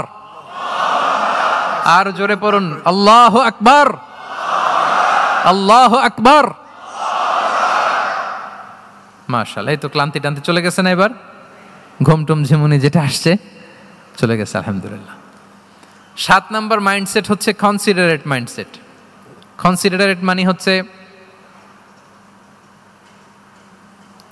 সুবিবেচক, যার বিবেচনা আছে, অথবা যে অন্যের প্রতি সহানুভূতিশীল, উচ্চ বিবেকবোধ সম্পন্ন ব্যক্তিত্ব। রাসূল সাল্লাল্লাহু আলাইহি ওয়াসাল্লাম he was the man of 6 senses. ওনার 6টা সেন্স কাজ করতে একসাথে। কয়টা? আমাদের করে কয়টা? 5টা তো আল্লাহ দিছে, অনেকের 3টাও কাজ করে না। কোন দিক দিয়ে কি হচ্ছে দিন দুনিয়ায় নাই, সে একেবারে অন্য জগতের মানুষ। কি হচ্ছে চোখ কান খোলা নাই, কিছু জানা নাই। কিন্তু রাসূল সাল্লাল্লাহু আলাইহি ওয়াসাল্লাম he was man of 6 senses. চারদিকে কোথায় কি হচ্ছে, কার একটু অসুবিধা হয়ে যাচ্ছে, কার একটু সমস্যা, খুব অন্যের ব্যথায় ব্যথিত ছিলেন, অন্যের দুঃখে দুঃখী ছিলেন, অন্যের প্রতি সহানুভূতি ছিলেন, ম্যান অফ 6 সেন্সেস ছিলেন তিনি। সিরাত থেকে 2-একটা উদাহরণ দেখেন। একবার রাতের নামাজ, সম্ভবত এশার নামাজ, খুব ছোট্ট করে শেষ করে দিলেন। তো সাহাবারা জিজ্ঞেস করলেন, ইয়া রাসূলুল্লাহ, নামাজ তো এত তাড়াহুড়ো করতে আপনাকে কখনো দেখিনি। তিনি বললেন, আমি নামাজের মাঝখানে এক ছোট্ট বাচ্চার কান্না শুনেছি। আনাস রাদিয়াল্লাহু বর্ণনা করেন যে কানা রাসূলুল্লাহ সাল্লাল্লাহু আলাইহি ওয়াসাল্লাম ইয়াসমাউ বুকা আস-সাবিয়্যি মা উম্মি। আমি যখন নামাজে ইমামতি করছি, পেছনে মহিলাদের কাতারের ওখান থেকে একটা ছোট্ট শিশুর কান্নার আওয়াজ আমার কানে আসলো। দেখেন কি সেন্স। তো আমার মনে হচ্ছিল বাচ্চার কান্নায় পেছনের কাতারে মায়ের বড্ড কষ্ট হচ্ছে, যেই মাটা বাচ্চাটাকে নিয়ে এসছে উইমেন প্রেয়ার হলে, তাকে বাচ্চাটাকে ম্যানেজ করতে বা সামলাতে মায়ের বড্ড কষ্ট হয়ে যাচ্ছে আমার মনে হচ্ছে। এজন্য আমি নামাজটা একটু শর্টকাটে শেষ করে দিয়েছি। Could you imagine that? কি নবী আমরা পেয়েছি, কিরকম কনসিডারেট ছিলেন, কতটা সুবিবেচক ছিলেন, অন্যের প্রতি কতটা সহানুভূতিশীল ছিলেন তিনি, অন্যের যাতে কোনো সমস্যা না হয় এটা খেয়াল করতেন। মুআয ইবনে জাবাল রাদিয়াল্লাহু তাআলা আনহুকে মদিনার পাশেই এক মসজিদের ইমাম করে পাঠালেন। উনি ইমামতির দায়িত্ব পেয়ে একবার মাগরিবের নামাজে সূরা বাকারা তেলাওয়াত শুরু করলেন। কোরআনের সবচাইতে ছোট সূরা, তাই না? সূরাতুল বাকারা, হ্যাঁ, সবচেয়ে ছোট সূরা। হ্যাঁ, তো ওনার হয়তো তেলাওয়াত করতে করতে একটা ইমোশন চলে আসছে, উনি তো সুরের ঝংকার দিয়ে তেলাওয়াত করতেছেন। এখন পেছনে যারা মুসল্লি ছিল এরা ছিল সব কৃষিজীবী সাহাবী। এরা কি ছিল? সারা দিন ওট দিয়ে, খেজুর গাছে পানি দিয়ে যান যায় কোনো রকম ফরজ পেরে যায় ঘুমাইতে হবে। এই সাহাবীরা যখন পিছনে দাঁড়াইছে আর উনি ধরছে কোন সূরা? আওয়াজ করে বলুন না একটু, সূরাতুল বাকারা। এখন ওনারা তো আর থাকতে পারে না, ওনার সাথে থাকতে না পারে এক সাহাবী নামাজ রেখে দিয়ে ডাইরেক্ট রাসূল সাল্লাল্লাহু আলাইহি ওয়াসাল্লামের কাছে, কারণ বড় হুজুর তো আছে মদিনায়। যে বিচার দিছে ইয়া রাসূলুল্লাহ, দেখেন এমন একজনকে ইমাম করে অ্যাসাইন করেছেন, উনি মাগরিবের সালাতে সূরা বাকারা পড়ে, আর আমরা হচ্ছি কৃষিজীবী শ্রমজীবী সাহাবী, আমাদের তো এত বড় কেরাতের সাথে জয়েন করা সম্ভব না। রাসূল সাল্লাল্লাহু আলাইহি ওয়াসাল্লাম রেগে গেলেন, চেহারাটা আগুনের গোলার মতো লাল হয়ে গেল। মুআয ইবনে জাবাল রাদিয়াল্লাহু তাআলা আনহুকে ডেকে পাঠালেন, ডেকে বললেন, আফাত্তানুন আনতা ইয়া মুআয, আফাত্তান, তুমি কি ফিতনা সৃষ্টি করতেছো? ওখানে পাঠাইছি কমিউনিটির ইউনিটি ধরে রাখার জন্য, তুমি ওখানে যে ফিতনা সৃষ্টি করতেছো। তুমি কি সাব্বিহ ইসমা রাব্বিকাল আ'লা এই সূরা তোমার মুখস্থ নাই? ওয়াদ-দুহা ওয়াল-লাইলি ইযা সাজা এটা পারো না? ওয়াশ-শামসি ওয়া দুহাহা এটা মুখস্থ নাই? তো তুমি কেন এই সূরাগুলো দিয়ে নামাজ পড়াও না? কেন পড়াও না? এরপর তিনি বললেন, যখন ইমামতির সুযোগ পাবে, সুযোগ পেয়ে লম্বা কেরাত ধরো না, ছোট্ট কেরাত দিয়ে নামাজ শেষ করো। কেননা তোমার পেছনে বয়স্করা আছে, মুরব্বীরা আছে, অসুস্থরা আছে। জাল হাজা, তার একটা জরুরি কাজ পড়ছিল, যাচ্ছিল, হঠাৎ মাগরিবের আজান, ভাবলো রাস্তার পাশে যেহেতু আজান দিছে নামাজটা পড়ে নেই। নামাজে ঢুইকা দেখছে আপনি সূরা বাকারা ধরছেন, তো বেচারা কি কাজ করবে না কি করবে? আর তার তো নিয়ত ছিল ফরজ নামাজটা পড়ি যে বাস ধরবো, এখন আপনি ধরছেন কোন সূরা? বাকারা। দেখেন রাসূল সাল্লাল্লাহু আলাইহি ওয়াসাল্লাম বললেন, যখন ইমামতির চান্স পাবে ছোট সূরা পড়বে, আর যখন তুমি একা পড়বে ফালিউতাউবিল মাশা, যত লম্বা করতে মনে চায় করো, রুকু করো লম্বা, সেজদা করো লম্বা, কেরাত করো লম্বা। রাসূল সাল্লাল্লাহু আলাইহি ওয়াসাল্লাম তো রাতে আধা ঘন্টা 40 মিনিট প্রথম রাকাতে কেরাত পড়তেন, এরপরে আবার 40 মিনিট রুকুতে থাকতেন, রুকু থেকে দাঁড়ায় আবার 40 মিনিট, আবার সেজদায় যেয়ে 40 মিনিট, এরপরে সেজদা থেকে 2 সেজদার মাঝখানে আবার 40 মিনিট, 2 রাকাত দিয়ে এরকম রাতও শেষ করে দিয়েছেন। তো আপনার লম্বা যদি পড়তে মনে চায়, আপনি তো আপনার ব্যক্তিগত নফল সালাতে এভাবে লম্বা করবেন। কিন্তু আমাদের হয়ে গেছে উল্টা, একাকী নামাজ, কোনো রকম রুকু সেজদা, এরকম হয়ে গেছে না অনেকটা। কিন্তু ইমামতির সুযোগ পেলে মাশাআল্লাহ, আল্লাহু আকবার, এইবার শুরু হয়েছে শাইখ সুদাইসির কণ্ঠে এই লম্বা করে। এখন পেছনে মুসল্লিদের কি দশা ওইটা আর আমরা খেয়াল করি না। না, আমাদেরকে অন্যের প্রতি সহানুভূতিশীল হতে শিখিয়েছে ইসলাম, কনসিডারেট হতে শিখিয়েছে, সুবিবেচক হতে শিখিয়েছে, যেটা রাসূল সাল্লাল্লাহু আলাইহি ওয়াসাল্লাম করেছেন।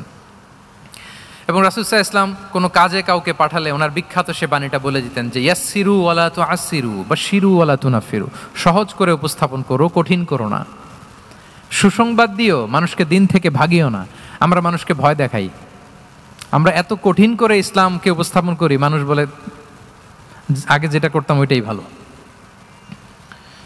তো আমরা যেন দিনকে কঠিন না করি, আমাদের কোনো অ্যাটিটিউডের কারণে যেন মানুষ ইসলাম থেকে ভেগে না যায়। আরেকটা উদাহরণ দেখুন, একবার মাগরিবের কিংবা এশার নামাজে রাসূল সাল্লাল্লাহু আলাইহি ওয়াসাল্লাম লম্বা সেজদা দিলেন। এত লম্বা সেজদা তিনি কখনো দেন না। নামাজ শেষে সাহাবারা জিজ্ঞেস করলেন, ইয়া রাসূলুল্লাহ, আপনি কি নামাজের মাঝখানে অসুস্থ হয়ে গেলেন নাকি? অথবা কোরআনের আয়াত নাজিল হলো নাকি, ওহী নাজিল হলো নাকি?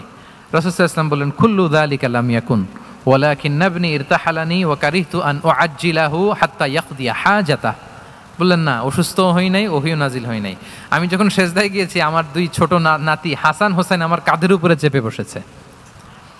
যতক্ষণ না ওরা খেলা শেষ না করে নিচে নেমেছে আমি সেজদায় লুটিয়েছিলাম, নেমেছে এরপরে মাথা উঠিয়েছি। আমার মাথা উঠানোর কারণে ওদের খেলার একটু ডিস্টার্ব হবে, এজন্য আমি আর সেজদা থেকে মাথা উঠাই নাই। সুবহানাল্লাহ পড়বেন না? দেখেন, নাতির খেলার যেন ডিস্টার্ব না হয়। পেছনের মহিলা সারির এক বোনের নামাজের সমস্যা হচ্ছে, এগুলো উনি খেয়াল করতেন, ছোট্ট ছোট্ট বিষয়গুলো উনি খেয়াল করতেন। এটাকে বলে কনসিডারেট মাইন্ডসেট। কি বলে? তাহলে আমরা অন্যের প্রতি যেন সহানুভূতিশীল হই, নাকি শুধু নিজেরটাই দেখব? অন্যেরটা দেখার দরকার আছে না নাই বলেন? আচ্ছা, 8 নাম্বার হচ্ছে ট্রান্সপারেন্সি। খাবো না। ট্রান্সপারেন্সি মানে হচ্ছে স্বচ্ছতা। ওনার জীবনের চাইতে, ওনার বায়োগ্রাফির চাইতে স্বচ্ছ বায়োগ্রাফি আপনি পাবেন না। No public and private divideation, and in the long history of time no one's life has been recorded more transparently than the life of Prophet Muhammad sallallahu alaihi wasallam. রাসূল সাল্লাল্লাহু আলাইহি ওয়াসাল্লামের চেয়ে বেশি পৃথিবীতে এমন সেকেন্ড কোনো পার্সন আপনি দেখাতে পারবেন না যার জীবনের সবকিছু রেকর্ডেড। সবকিছু রেকর্ডেড। এরকম আছে? ঘরে কি করেছেন, বাইরে কি করেছেন, স্ত্রীর সাথে কি করেছেন, বন্ধুর সাথে কি করেছেন, সাহাবাদের সাথে কি করেছেন, শত্রুর সাথে কি করেছেন, অল আর রেকর্ডেড। সব এন্ড ক্রিস্টাল ক্লিয়ার, একেবারে স্বচ্ছ পানির মতো, স্ফটিক কাচের মতো ক্লিয়ার, ট্রান্সপারেন্ট। ওনার সব কাজে উনি স্বচ্ছতা বজায় রাখতে চাইতেন। কতটা স্বচ্ছ ছিলেন একটা মজার ঘটনা শোনাই আপনাদেরকে। সহিহ বুখারীতে এসছে, রমাদানের শেষ 10 দিন, দ্য লাস্ট 10 days অফ রমাদানে তিনি এতেকাফ করতেন। তো এতেকাফ অবস্থায় স্ত্রীরা এসে রাতে দেখা করে যেত, জরুরি কথা আলাপ থাকলে সেরে যেত। একবার রাতে সফিয়া বিনতে হুয়াই ইবনে আখতাব রাদিয়াল্লাহু তাআলা আনহা আসলেন, ওনার স্ত্রী। কথা হলো এবার ওনাকে একটু এগিয়ে দিবেন। মসজিদ থেকে রাসূলুল্লাহ সাল্লাল্লাহু আলাইহি ওয়াসাল্লাম বারান্দার দিকে পাশ দিয়ে আসলেন এগিয়ে দেওয়ার জন্য। ইন দ্য মিন টাইম, ভাই ভিডিও করবেন না, mobile should be in pocket. জি, বারবার বলবো না, পকেটে রাখবেন, অন্যদের ডিস্টার্ব হচ্ছে আমি দেখতেছি। হঠাৎ 2 জন আনসারী সাহাবী পাশ দিয়ে হেঁটে যাচ্ছেন। রাসূল সাল্লাল্লাহু আলাইহি ওয়াসাল্লাম আম্মাজানকে বিদায় দিবেন এখানে। হঠাৎ করে তিনি আওয়াজ করে বললেন, আলা রিসলিকুমা, এই দাঁড়াও। ওই সাহাবী 2 জন রাসূল সাল্লাল্লাহু আলাইহি ওয়াসাল্লামের সাথে কে ওটা টের পায় নাই, বুঝতে পারে নাই। বোরকায় আবৃত কোনো এক নারী দেখে রাসূল আর ওই নারীকে দেখে তারা আরো দ্রুত গতিতে হাঁটতে শুরু করে দিচ্ছে, আমরা চলে যাই এখান থেকে। দেখেন, রাসূল সাল্লাল্লাহু আলাইহি ওয়াসাল্লাম নিজের অবস্থানকে ট্রান্সপারেন্ট করার জন্য বললেন, আলা রিসলিকুমা, দাঁড়াও। দাঁড়ালেন। তখন রাসূল সাল্লাল্লাহু আলাইহি ওয়াসাল্লাম বললেন যে, ইন্নাহা উম্মুকুম সফিয়া, আমার পাশে যাকে দেখতে পাচ্ছ বলে দেয়া ভালো যে সে কিন্তু অন্য কোনো নারী নয়, সে তোমাদের মা উম্মুল মুমিনিন সফিয়া। সাহাবারা বলে, সুবহানাল্লাহ ইয়া রাসূলুল্লাহ, ইয়া রাসূলুল্লাহ, এ কেমন কথা? আপনি কেন আমাদের কাছে জবাবদিহি করতে যাচ্ছেন বা ক্লারিফাই করছেন? আপনার পাশে কোনো নারী এত রাতে যদি দাঁড়িয়ে থাকে, তিনি তো আমাদের মাদের মধ্যে থেকেই তো একজন হবেন, কেন আপনি বলতেছেন? তখন রাসূল সাল্লাল্লাহু আলাইহি ওয়াসাল্লাম বললেন যে, না, ইন্না শাইতানা ইয়াজরি মিনাল ইনসানি মাজরাদ দাম, শয়তান মানুষের রগে রগে চলাচল করে। ওয়া ইন্নী খাশিতু আইয়ুকযিফা ফি কুলুবিকুমা শাররান, আরেক বর্ণনায় আছে শাইআন, আমার ভয় হয় হয়তো শয়তান কোনো সন্দেহের উদ্রেক তোমাদের হৃদয়ে ঢুকায় দিতে পারে। সুবহানাল্লাহ। এজন্য আমি ক্লিয়ার করে দিলাম, এটা আমার বউ, আমার স্ত্রী, তোমাদের মা সফিয়া। 2 জন সাহাবী যদি চলে যায়, এমন হতেই পারতো বাড়িতে যে একজন আরেকজনকে জিজ্ঞেস করতে পারতো যে, আচ্ছা নবীর পাশে যে কালো বোরকা পরা মহিলাটা ছিল দেখছো না, এটা কে? তখন একজন হয়তো বলতো, কে আর হবে, আমাদের মাই তো হবে, কোনো এক মা। আরেকজন বলবে, আমাদের উম্মুল মুমিনিনের কেউ ছিল নাকি অন্য কেউ? এরকম একটা হুট করে সন্দেহের উদ্রেক মাথায় আসতে পারে না যে ওনার স্ত্রী ছিল না অন্য কেউ ছিল? আসতে পারে কি পারে না বলেন? ওই সন্দেহের অবকাশটুকু রাসূল সাল্লাল্লাহু আলাইহি ওয়াসাল্লাম রাখেন নাই। উনি বলে দিলেন যে, এটা তোমাদের মা, এটা সফিয়া। এই সন্দেহের অবকাশের কোনো সুযোগ নাই। তাহলে রাসূল সাল্লাল্লাহু আলাইহি ওয়াসাল্লামের পুরো লাইফ ছিল ট্রান্সপারেন্ট, একেবারে স্বচ্ছ। আমি অনেক পয়েন্টস নিয়ে এসেছি, এটা 2-3 ঘন্টার আলোচনায় চলে যাবে। আমি প্রত্যেকটা পয়েন্টে 1টা বা 2টা ঘটনা দিয়ে শেষ করতেছি। তাহলে রাসূল সাল্লাল্লাহু আলাইহি ওয়াসাল্লামের লাইফ তিনি কত স্বচ্ছতার সাথে কাটিয়েছেন, এটা ক্লিয়ার না আমাদের সাথে? Transparent mindset. 9 নাম্বার হচ্ছে অ্যাপ্রিসিয়েটিভ। 9 নাম্বার কি? অর্থাৎ অন্যের প্রশংসা করা। আমরা অনেক সময় অন্য কেউ ভালো কাজ করলে অ্যাপ্রিসিয়েট করতে চাই না। আমরা গুণমুগ্ধ হই কিন্তু গুণগ্রাহী হতে চাই না। অন্যরে ক্রেডিট দিতে চাই না, তার ভালো কাজে স্বীকৃতি দিতে চাই না। হয়তো আমার দলের লোক না, বা আমার চিন্তার লোক না, বা আমার সার্কেলের লোক না, তার প্রশংসা করতে চাই না, তার গুণগ্রাহী হতে চাই না। এরকম মেন্টালিটি আমরা অনেকে ক্যারি করি না? রাসূল সাল্লাল্লাহু আলাইহি ওয়াসাল্লাম এটা করেননি। ভালো কিছু দেখলে মুসলিম হোক অমুসলিম হোক অ্যাপ্রিসিয়েট করতেন। Basically he develop the culture of appreciation. এটা আমাদের করতে হবে।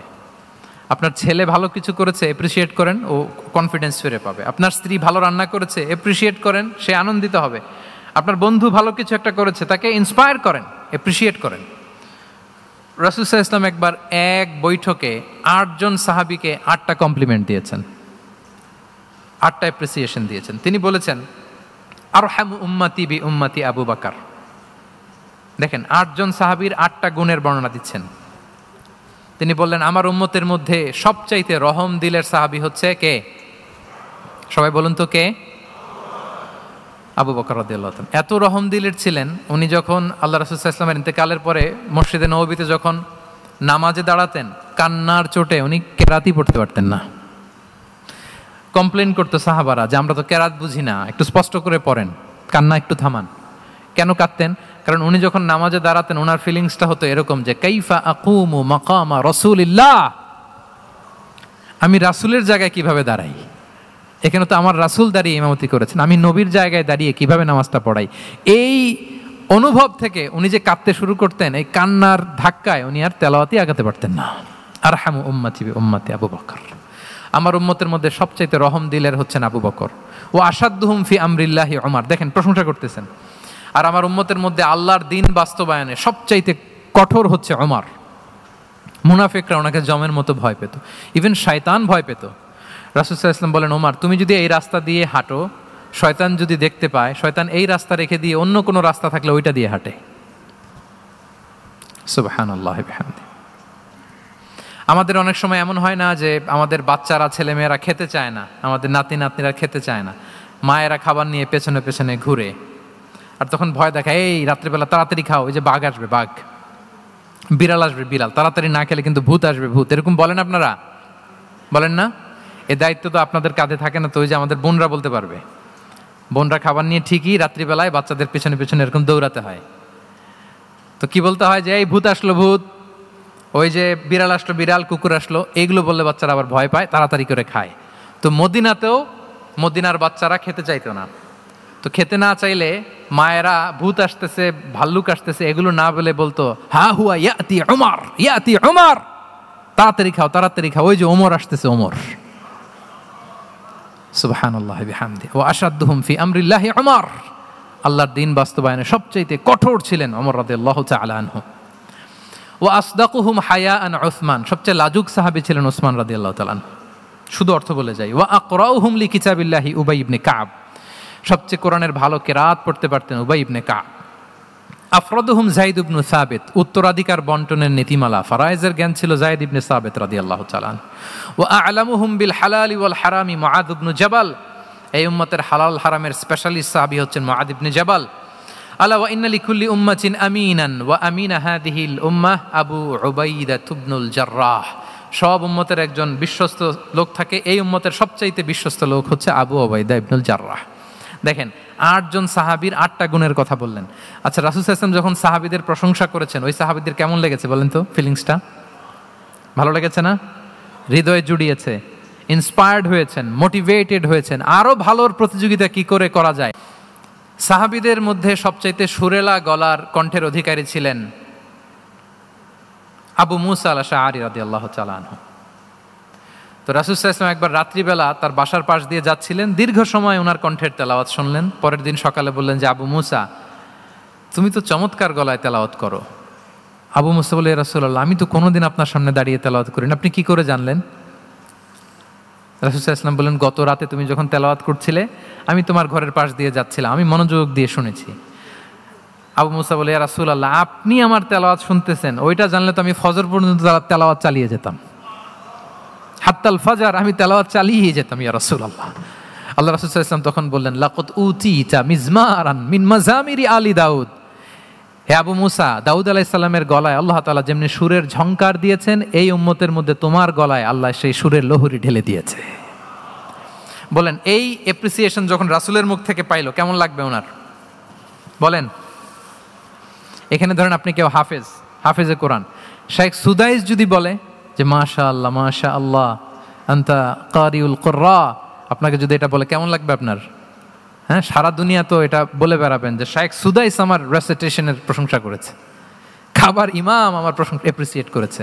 আর স্বয়ং রাসূলুল্লাহ সাল্লাল্লাহু আলাইহি ওয়াসাল্লাম যখন বলে তোমার গলায় আল্লাহ সুরের ঝংকার ঢেলে দিয়েছে, তখন ওনার কেমন লেগেছে। এজন্য আপনার ছেলে মেয়ে স্ত্রী বন্ধু আপনার সার্কেলের কেউ কোনো ভালো কাজ করলে কৃপণতা করবেন না, অ্যাপ্রিসিয়েট করুন। রাসূল সাল্লাল্লাহু আলাইহি ওয়াসাল্লাম অ্যাপ্রিসিয়েশন আমাদেরকে শিখিয়েছেন। ইভেন মুখাইরেক নামে এক ইহুদি ছিল, মদিনার সব ইহুদিরা বিট্রে করেছে, কিন্তু এই মুখাইরেক নামে এক ইহুদি উহুদের যুদ্ধে মুসলিমদের পক্ষে লড়াই করে নিহত হয়েছে। সে তার কথা রেখেছে। মুসলিম সাহাবীদের শহীদদের লাশের সাথে যখন এই ইহুদি তার লাশও আনা হলো, রাসূল সাল্লাল্লাহু আলাইহি ওয়াসাল্লাম তার দিকে তাকায় বললেন, মুখাইরিক খায়রু ইয়াহুদ, মুখাইরিক is the best among Jewish. তিনি বললেন মুখাইরিক, এই পৃথিবীতে যত ইহুদি আছে এখানকার ইহুদিদের মধ্যে মুখাইরিক হচ্ছে সবচেয়ে শ্রেষ্ঠ ইহুদি। দেখেন মুখাইরিক কোন ধর্মের ছিলেন? মুসলিম নাকি কোন ধর্মের? ইহুদি হওয়ার পরেও তাকে অ্যাপ্রিসিয়েশন করতে রাসূল সাল্লাল্লাহু আলাইহি ওয়াসাল্লাম ভুলেন নাই। তাহলে আমরা যেন অ্যাপ্রিসিয়েটিভ মাইন্ডসেটের অধিকারী হই। কটা গেল? 10 নম্বরে হচ্ছে ফ্লেক্সিবল। 10 নম্বরে কি? ফ্লেক্সিবল, মানে কোনো বিষয়ে খুব অনড় হয়ে থাকা, এটা রাসূল সাল্লাল্লাহু আলাইহি ওয়াসাল্লাম ছিলেন না, ফ্লেক্সিবল ছিলেন। আমরা অনেক সময় বলি না যে ভাই আপনি কি 9টায় আসতে পারবেন না 10টায়, বলে আম ফ্লেক্সিবল উইথ দিস, মানে যেটা বলবেন আমার সমস্যা, এরকম ইজি গোয়িং ছিলেন উনি, গো ধরে থাকতেন না, যে কোনো পরিস্থিতিকে সামলে নিতেন। ফ্লেক্সিবল হচ্ছে যে কোনো পরিবেশ পরিস্থিতির সাথে নিজেকে মানিয়ে নেওয়া, খাপ খাওয়া, নিজেকে সামলে নেওয়া, সলিউশন বের করে ফেলা, এটা রাসূল সাল্লাল্লাহু আলাইহি ওয়াসাল্লামের ছিল, এটাকে বলে ফ্লেক্সিবল মাইন্ডসেট। নাজরানের 60 জন খ্রিস্টান পাদ্রী এসেছিল মদিনায় দেখা করতে। কোন ধর্মের? খ্রিস্টান। সবাই আওয়াজ করে বলুন কোন ধর্মের? খ্রিস্টান। এখন এত মানুষকে সম্মানিত মেহমান উনি কোথায় বসতে দিবেন? পরামর্শ করলেন কোথায় বসতে দেওয়া যায়। এক সাহাবী বলে আমার কাছে কিছু খেজুর পাতা আছে, ওটা বিছায়া একটা জায়গা করি ওখানে বসি। রাসূল সাল্লাল্লাহু আলাইহি ওয়াসাল্লাম বললেন না, দামি মেহমান, এটা হয়। আরেকজন বলে বিকেল বেলায় তো সূর্য পড়ে যাবে, পাহাড়ের ছায়ায় উহুদ পাহাড়ের ওই পাশে যেয়ে বসি। রাসূল সাল্লাল্লাহু আলাইহি ওয়াসাল্লাম বললেন না, এটাও তো হয় না। বলতে বলতে ওই 60 জন পাদ্রী চলেই আসছেন এই মানে বিদেশি মেহমান, ফরেন ডেলিগেশন। কি করবেন? রাসূল সাল্লাল্লাহু আলাইহি ওয়াসাল্লাম 60 জনকে মসজিদে নববীর ভেতরে নিয়ে বসালেন। সুবহানাল্লাহ পড়তে পারলেন না? মসজিদে নববীর ভেতরে বসালেন। এবং সিরাতে ইবনে ইসহাকে এসেছে যে তখন ওদের আবার ইবাদতের সময় হয়েছে, রাসূল সাল্লাল্লাহু আলাইহি ওয়াসাল্লাম তাদেরকে ইবাদতেরও সুযোগ দিয়েছেন। তাদের কিবলা পূর্ব দিকে, তারা পূর্ব দিকে হয়ে 60 জন ওখানে ইবাদত করেছে, তাদের ধর্ম রীতি অনুযায়ী সালাত আদায় করেছে। দেখেন কতটা ফ্লেক্সিবল ছিলেন রাসূল সাল্লাল্লাহু আলাইহি ওয়াসাল্লাম। ফজরের সালাতের পরে ঘরে ঢুকেই আম্মা জান আয়েশাকে জিজ্ঞেস করতেন কোনো খাবার আছে? আম্মা জান আয়েশা যদি বলতেন আছে, তিনি সেটা খেতেন। কোনোদিন যদি বলতেন না ইয়া রাসূলুল্লাহ ঘরে তো খাবার নাই, তখন রাসূল সাল্লাল্লাহু আলাইহি ওয়াসাল্লাম বলতেন ফা ইন্নী সাইম, অসুবিধা নাই, খাবার যেহেতু নাই আমি রোজা রেখে দিলাম। কত ইজি গোয়িং। আচ্ছা আমরা হলে কি করতাম বলেন তো? ফজরের পরে ঘরে গেছেন, আপনি বড় সাহেব না, এবার যাওয়ার পরে জিজ্ঞেস করছেন কি আছে খাবার দাও, যদি বলে ঘরে কিছু নাই, কি বলবেন? দেখি কয়েকটা উত্তর আসুক। ফজরে মসজিদে অনেক কিছু করে টোরে ক্ষুধা পেটে ঘরে গেলেন, যে বললেন যে টেবিলে বসে বললেন যে খাবার দাও, এখন বলে যে কিছু নাই ঘরে, কি উত্তর আসবে? এখান থেকে একটা উত্তর আসুক, বলেন কি বলবেন? হ্যাঁ খবর আছে, এই তো। এদিকে বলেন আপনি কি বলবেন? আপনারা আলহামদুলিল্লাহ বলে না, কিন্তু বাসায় বলে না। পিছনে ভাবিরা আছে, এখন কিন্তু রিপোর্ট নেওয়া যাবে সহজে। তো যদি আমরা আলহামদুলিল্লাহ বলি, that is called easy going and flexible mindset. এটাই হওয়া উচিত। খাবার থাকলে খেতেন, না থাকলে বলতেন okay I am fasting, it's not a big deal, ফা ইন্নী সাইম, যেহেতু নাই কি আর করবো, আমি রোজা রেখে দিলাম। এরকম ইজি গোয়িং ছিলেন। দেখেন his life was so simple but so special. হ্যাঁ, মুহাম্মদ সাল্লাল্লাহু আলাইহি ওয়াসাল্লাম। তাহলে ফ্লেক্সিবল ছিলেন। কয়টা গেল? আর কয়টা বাকি? আচ্ছা 5 মিনিটে শেষ করে দেই। 11 নাম্বার হচ্ছে অপটিমিস্টিক মাইন্ডসেটের অধিকারী ছিলেন। অপটিমিস্টিক, প্যাসিমিস্টিক ছিলেন না, মানে ইতিবাচক চিন্তা করতেন সবসময়। কি চিন্তা করতেন? আপনি আজকের এই হলরুমের কিছু ভুল ধরতে পারবেন না? যদি বলে যে কয়েকটা ভুল ধরেন, বলবেন যে এই সমস্যা, সাউন্ডের সমস্যা, ওইদিকে এটা নাই, ওইদিকে এটা নাই, এটা হচ্ছে ভুল। আপনি প্যাসিমিস্টিকটা ধরলেন। এবার যদি বলা হয় আজকের এই প্রোগ্রামের কয়েকটা পজিটিভ দিক বলেন, তখন আপনি কিন্তু কয়েকটা পয়েন্ট বের করতে পারবেন যে এটা ছিল একটা ইতিবাচক দিক, এই প্রোগ্রামের এটা ছিল একটা পজিটিভ দিক। তো রাসূল সাল্লাল্লাহু আলাইহি ওয়াসাল্লাম ওই পজিটিভ দিকগুলোতে ফোকাস করতেন। হ্যাঁ, come back positive, not go back negative. রাসূল সাল্লাল্লাহু আলাইহি ওয়াসাল্লামের কাছে এসে যদি কেউ বলতো, ইয়া রাসূলুল্লাহ আমি খুব অসুস্থ, আমি খুবই অসুস্থ, রাসূল সাল্লাল্লাহু আলাইহি ওয়াসাল্লাম কি বলতেন জানেন?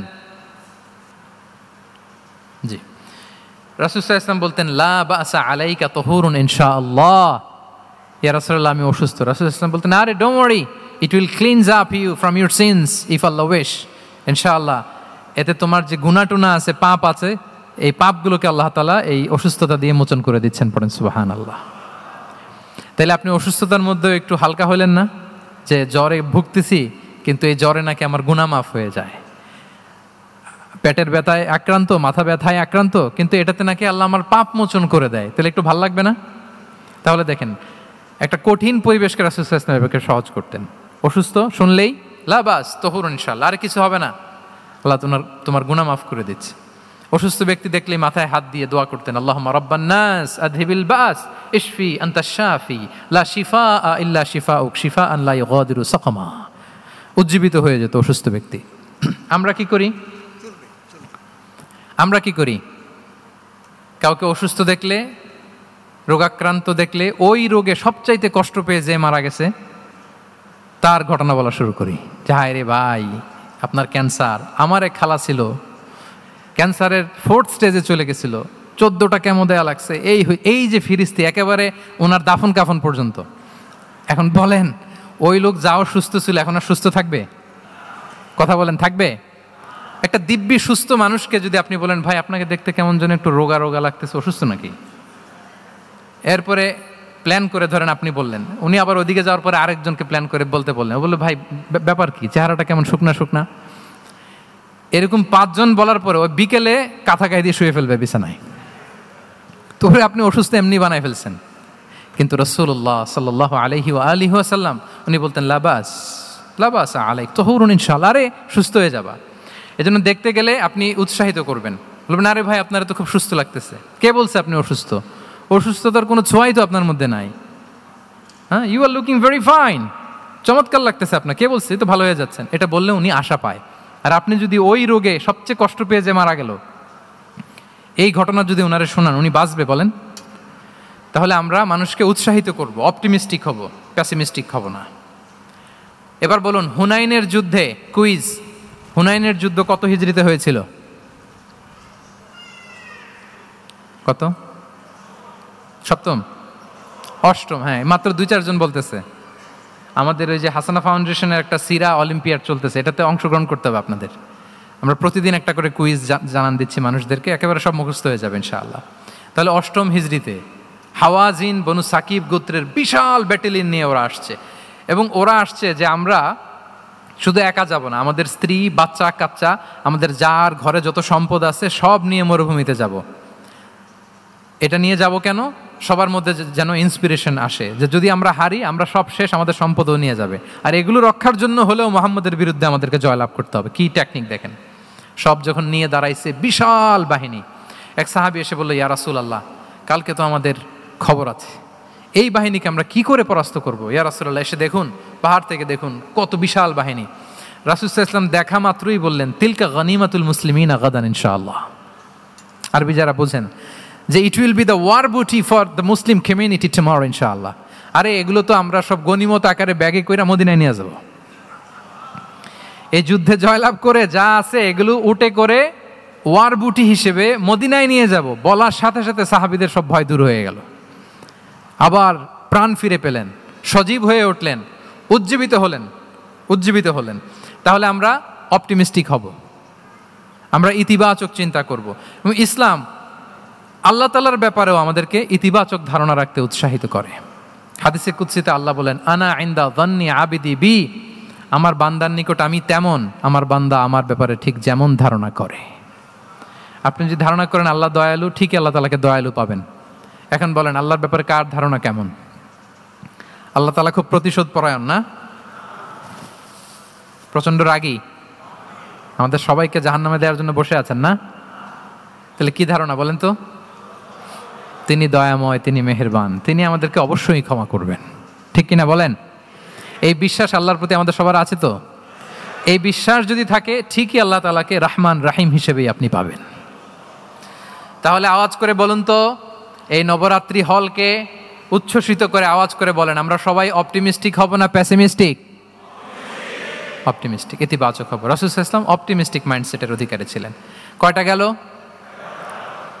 লাস্ট হচ্ছে রেজিলিয়েন্ট। শেষ, I am going to conclude my speech today. Resilient হচ্ছে যাকে থামানো যায় না, আনস্টপেবল। সংকট কাটিয়ে ঘুরে দাঁড়ানোর সামর্থ্য যার থাকে তাকে বলে রেজিলিয়েন্ট। লেগে থাকার মানসিকতা, টিকে থাকার যোগ্যতা, সহজে হার না মানার যে অ্যাটিটিউড, এটাকে বলে রেজিলিয়েন্ট মাইন্ডসেট। রাসূল সাল্লাল্লাহু আলাইহি ওয়াসাল্লামকে আল্লাহ তাআলা এই মাইন্ডসেট দিয়েছিলেন। ওনাকে হারাইতে পারছে কেউ? জীবনের সাথে এটা সেট করে নেন যে আমি কখনো হারি না, আমি হয় জিতি নয় শিখি। আমি কখনো হয় জিতি নয় শিখি। এই মাইন্ডসেট যদি গ্রো করেন, আপনার হারাইতে পারবে কেউ? পারবে না। রাসূল সাল্লাল্লাহু আলাইহি ওয়াসাল্লাম he was unstoppable, having unbelievable সাবর। ধৈর্যের পাহাড় নিয়ে, আনস্টপেবল অ্যাটিটিউড নিয়ে তিনি শুধু সামনে গিয়েছেন, পেছনে যান নাই কখনো। সীমাহীন কষ্ট আর সংগ্রামের মধ্য দিয়ে গিয়েছেন, থামাতে পারে নাই ওনাকে কেউ পারে নাই। ইয়াতিম হিসেবে জন্মগ্রহণ করলেন, পৃথিবীর আলো দেখবার আগে বাবাকে হারালেন, ছোট বয়সে মাকে হারালেন, পরে দাদাকে হারালেন, এরপর চাচাকে হারালেন। শিয়াবে আবি তালেবে জেল খেটেছেন 3 বছর। Physical torture, mental torture, life threat, হত্যা করার ষড়যন্ত্র হয়েছে। আল্লাহ তাআলা বলেছেন আজ রাতে হিজরত করো। ব্ল্যাক ম্যাজিক করা হয়েছে। লাবিদ ইবনুল আসাম, এক ইহুদিদের মিত্র, ওনাকে ব্ল্যাক ম্যাজিক করেছে। মারার জন্য খাদ্যে বিষ মিশিয়ে দেওয়া হয়েছিল। বাজুর মাংস, খাসির বাজুর মাংস পছন্দ করতেন। খাইবারের এক ইহুদি নারী এই ছাগলের এই মাংসের মধ্যে বিষ দিয়েছিলেন। ইহুদিদের পক্ষ থেকে betray, treachery, conspiracy and what not, কি বাকি ছিল বলেন? ষড়যন্ত্রের এমন কোনো ধরন ছিল না যেটা তারা বাকি রেখেছে। কিন্তু রাসূল সাল্লাল্লাহু আলাইহি ওয়াসাল্লামকে কি থামানো গিয়েছিল? বলেন, থামানো গিয়েছিল? গোটা বিশ্বব্যাপী উনি ছড়িয়ে দিয়েছিলেন লা ইলাহা মুহাম্মাদুর। So nothing can stop him. করার আমাদের যে লক্ষ্য, ওই লক্ষ্য পানে আমরা পৌঁছবই, আমাদেরকে কোনো কিছু থামাতে পারবে না, ইনশাআল্লাহ বলেন। আমরা আমাদের লক্ষ্য পানে, মানজালে মাকসাদে দৌড়ে দৌড়ে যাব। আমাদেরকে থামিয়ে দেয়া হলে আমরা হাঁটতে থাকবো, সেখানে আমাদেরকে আঘাত করা হলে আমরা হামাগুড়ি দিয়ে সামনের দিকে যেতে থাকবো, সেখানেও থামিয়ে দেওয়ার চেষ্টা করা হলে আমরা আমাদের মঞ্জিলে মাকসিদের দিকে অপলক নেত্রে চেয়ে থাকবো।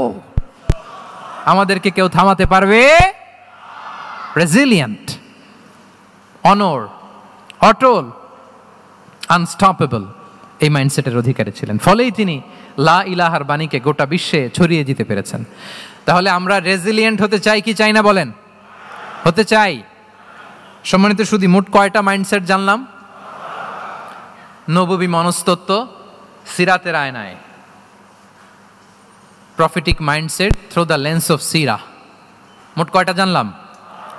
12টা। এগুলোকে আমরা নিজেদের মধ্যে ধারণ করতে পারবো ইনশাআল্লাহ। কারণ রাসূল সাল্লাল্লাহু আলাইহি ওয়াসাল্লাম আমাদের জন্য যা নিয়ে এসেছেন ওইটাই আমাদের আঁকড়ে ধরতে হবে। যেটা বারণ করেছেন ওইটা থেকে আমাদের দূরে থাকতে হবে। যে আয়াত দিয়ে শুরু করেছিলাম সূরা হাশরে, ওমা আতাকুমুর রাসূলু ফাখুযুহু ওমা নাহাকুম আনহু ফানতাহু। নবী যা এনেছে ধরো, নবী যা বারণ করেছে সেগুলো ছেড়ে দাও। আমরা আল্লাহ তাআলার কাছে কামনা করি আমার নবী ওনার যে থট প্রসেসকে ডেভেলপ করেছেন, ওনার যে অ্যাপ্রোচ অ্যান্ড মাইন্ডসেটকে ডেভেলপ করেছেন, আমরাও যেন আমাদের মাইন্ডসেটকে ঠিক ওইভাবে করতে পারি। আমাদের রাসূল সাল্লাল্লাহু আলাইহি ওয়াসাল্লাম যেভাবে চিন্তা করতেন, আমাদের ভাবনা এবং চিন্তার আঙ্গিনাও যেন ঠিক সেই রকম হয়। আমরা সবাই পড়ি আমিন।